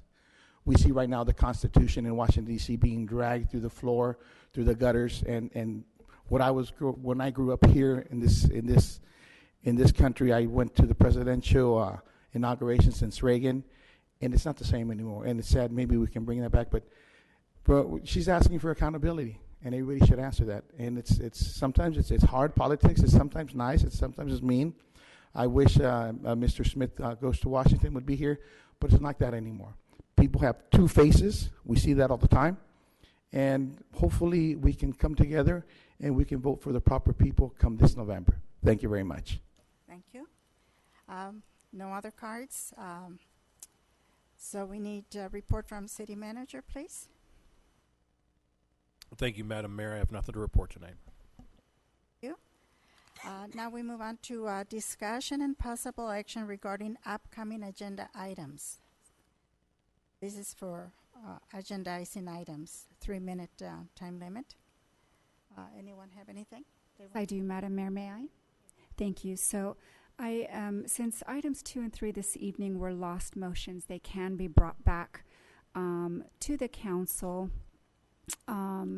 with an approving vote of the body. So I would request that we bring back items 2 and 3 at the soonest possible date, providing CS Legacy Construction would be gracious enough to grant Victorville an extension.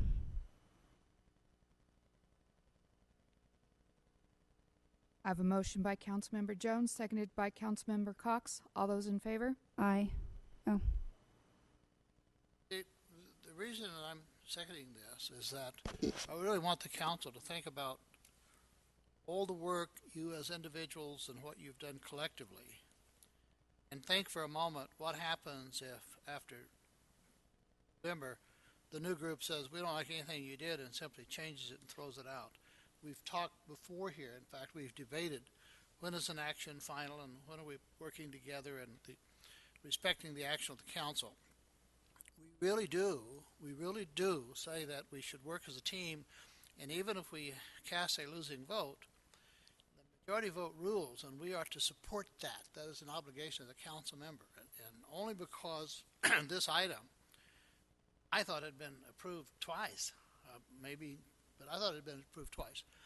And I think the danger of changing our mind because of some reason needs to be discussed, but if that reason is answered, we ought not change our mind, or otherwise, all the things that individually we've worked for, look for next year to somebody to change it all. That would be a terrible thing. It sets a terrible precedent. We see what happens in Sacramento and Washington, D.C. when that happens.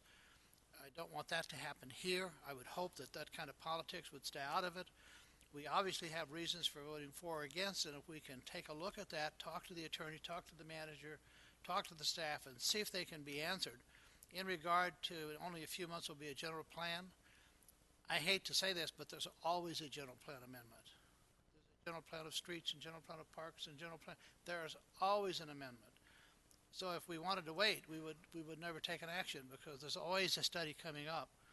Please think about it, and I hope we can schedule this and have a discussion and overcome what maybe those objections are. But that's the reason I'm seconding this, to have that discussion, to work with the council as a team and see if we can get this resolved. So that's the reason, and thank you for allowing me to speak.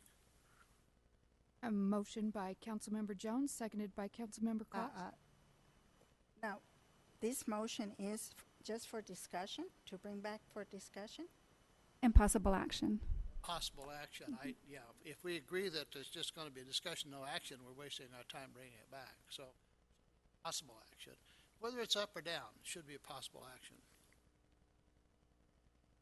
So it's a reconsideration. All those in favor?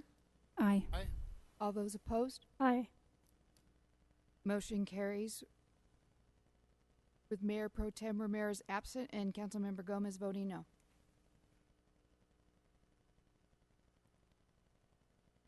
So it is understood this will be for discussion and possible action. Possible, yes. It's just the other item that I have,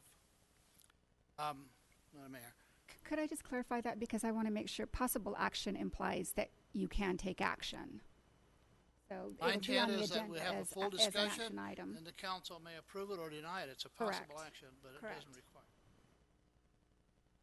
Tonight on the way to the council meeting, when I pulled out from Green Tree Boulevard onto 7th Street, a red pickup ran at a red light, and if I hadn't been watching it, I would have been broadsided. Before I could actually make the turn, another vehicle coming from Costco didn't slow down for the light and turned. This is what we have a lot, pulling in front of right away. And I was watching it and thinking it's going too fast to stop. The driver looked at me, had no intentions of stopping. Gauged his speed that he could swing in front of me and did so. Oh my God. You know, maybe I can get to City Hall and not have a wreck. And as I came over the underpass, an individual came off the freeway and did the same thing. I was in the middle of the intersection when they pulled in front of me.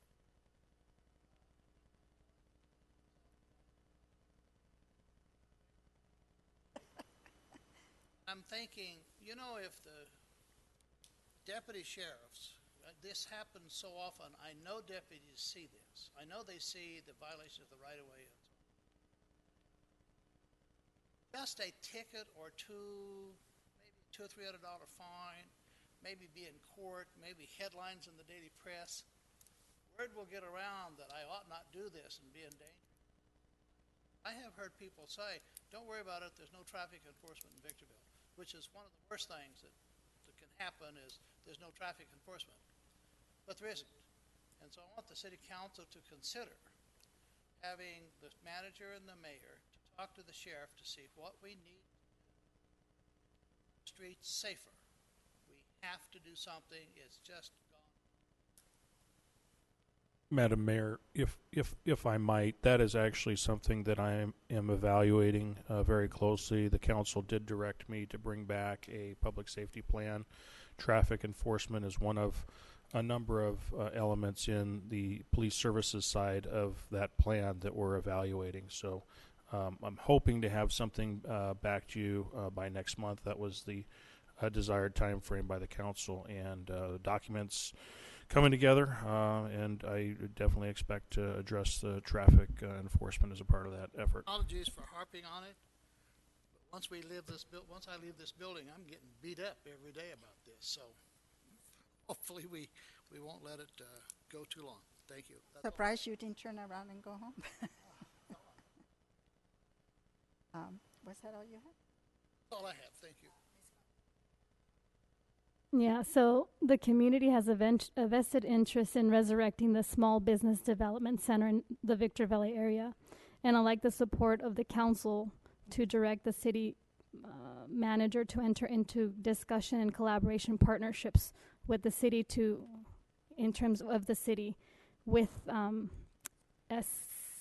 the Small Business Development Center to find solutions that are amenable for the small business community in the region that we're living in. And it would be viable for the needs of our business populations, so to speak, to have like a one-stop. And this is just something that would be optional.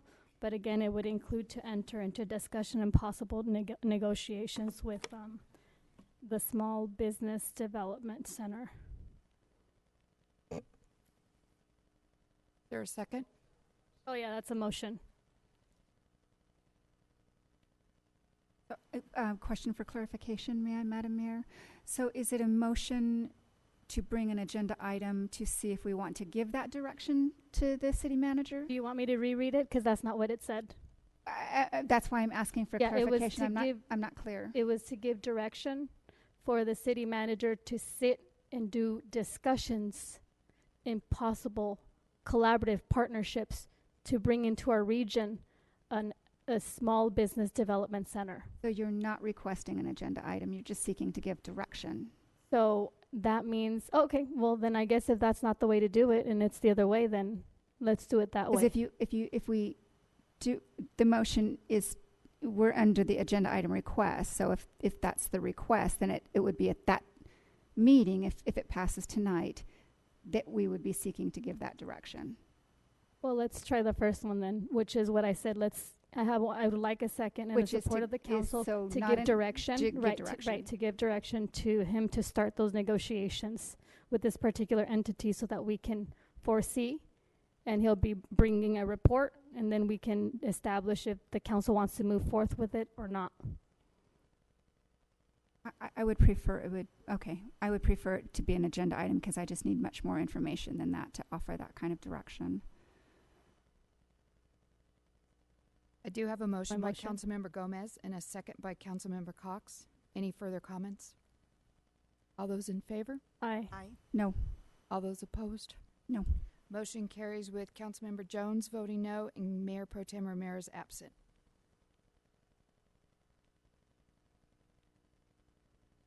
Yeah, that was all. I already did. Yeah. Thank you, Madam Mayor. I don't have anything. Thank you. Now we move on to, do we have time? Well, I guess we do have to finish. Reports from council members.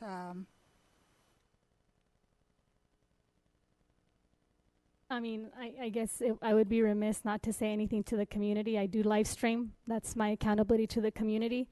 I don't just speak to the audience right in front of me. I have a much wider selection of an audience that doesn't make it here. On a Tuesday night, we have a lot of individuals that work very hard and they're not able to come, but if they could live stream as they're driving, and my forte is always to incorporate as much people as possible. I believe that's the true way of having a democracy in order for our communities to be more involved. And sometimes it takes different voices, different ideologies, different cultures, different ways of marketing what we need to market to get across voters who don't vote or are not engaged or feel ostracized from this process, which is governance.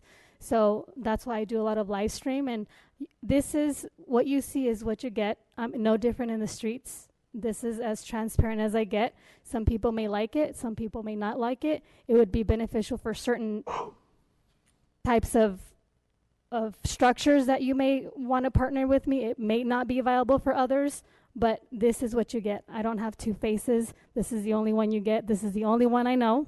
And I'm not going to change my decisions or the way I think based on a political aspire. Yeah, it is election year. You know what? I don't care that it's election year. I'm going to vote what I believe the community has endowed me to do. I go out into the community every single day. I wish I can live stream every single thing I do. I do a lot of live stream if you follow me.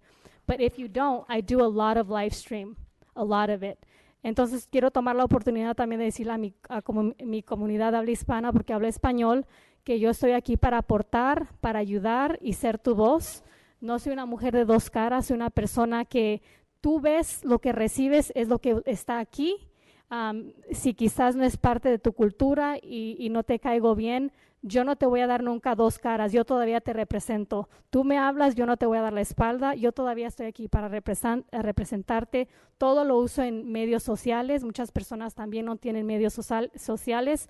No solo le hablo a las personas que están aquí sentadas en estos asientos, mi comunidad es mucho más grande que las paredes que tenemos en este edificio. Así que es un placer estar aquí representándoles, pudiendo hablar su idioma, porque mucha gente no lo puede hablar y no lo puede entender, pero yo tengo el privilegio de hablar el idioma y ser parte de una cultura que yo quiero traer, que ustedes sepan que usted tiene una voz aquí. Así que agradezco a las personas que me siguen. Usted es la única persona, o 2 o 3 o 4 que hablen el español y están aquí. Ustedes están llevando esta palabra fuera de este domain, y agradezco que estén aquí. La batalla es nuestra y podemos y seguimos, y aquí estamos hoy en día. Muchas gracias. I think that's all we have. Oh, this I do eve- have comments. I'm sorry. I do. I'm sorry, Madam Mayor. I was reading. All right. So first of all, I want to thank our community for the terrific turnout this evening on something that's clearly very important to them. And in that line, I do wish to apologize for my rather demonstrative outburst earlier. It's not like me to stand up during a council meeting and applaud or do anything like that. I've been in governance for 10 years, and I'm pretty much known for having a poker face and being very objective and neutral in the things that are before me. So I do wish to apologize to my colleagues for that. I've mentioned this before, and I think it's worth mentioning again. This council, the only 2 employees that we have in this city are the city manager and the city attorney. And we are one boss with 5 heads, and we act in concert to evaluate our 2 employees. Our employees ought to feel like they are in a safe working environment, free from harassment, and I'm very concerned that ongoing comments from behind the dais by Councilmember Gomez are undermining what good employers ought to be doing, and it concerns me that we may have to take some action at some point, because we are responsible. If we are getting to a point where our employees are feeling harassed, and I fear that day could come because of the constant badgering, I think that we need to do something to set ourselves apart from those kind of comments.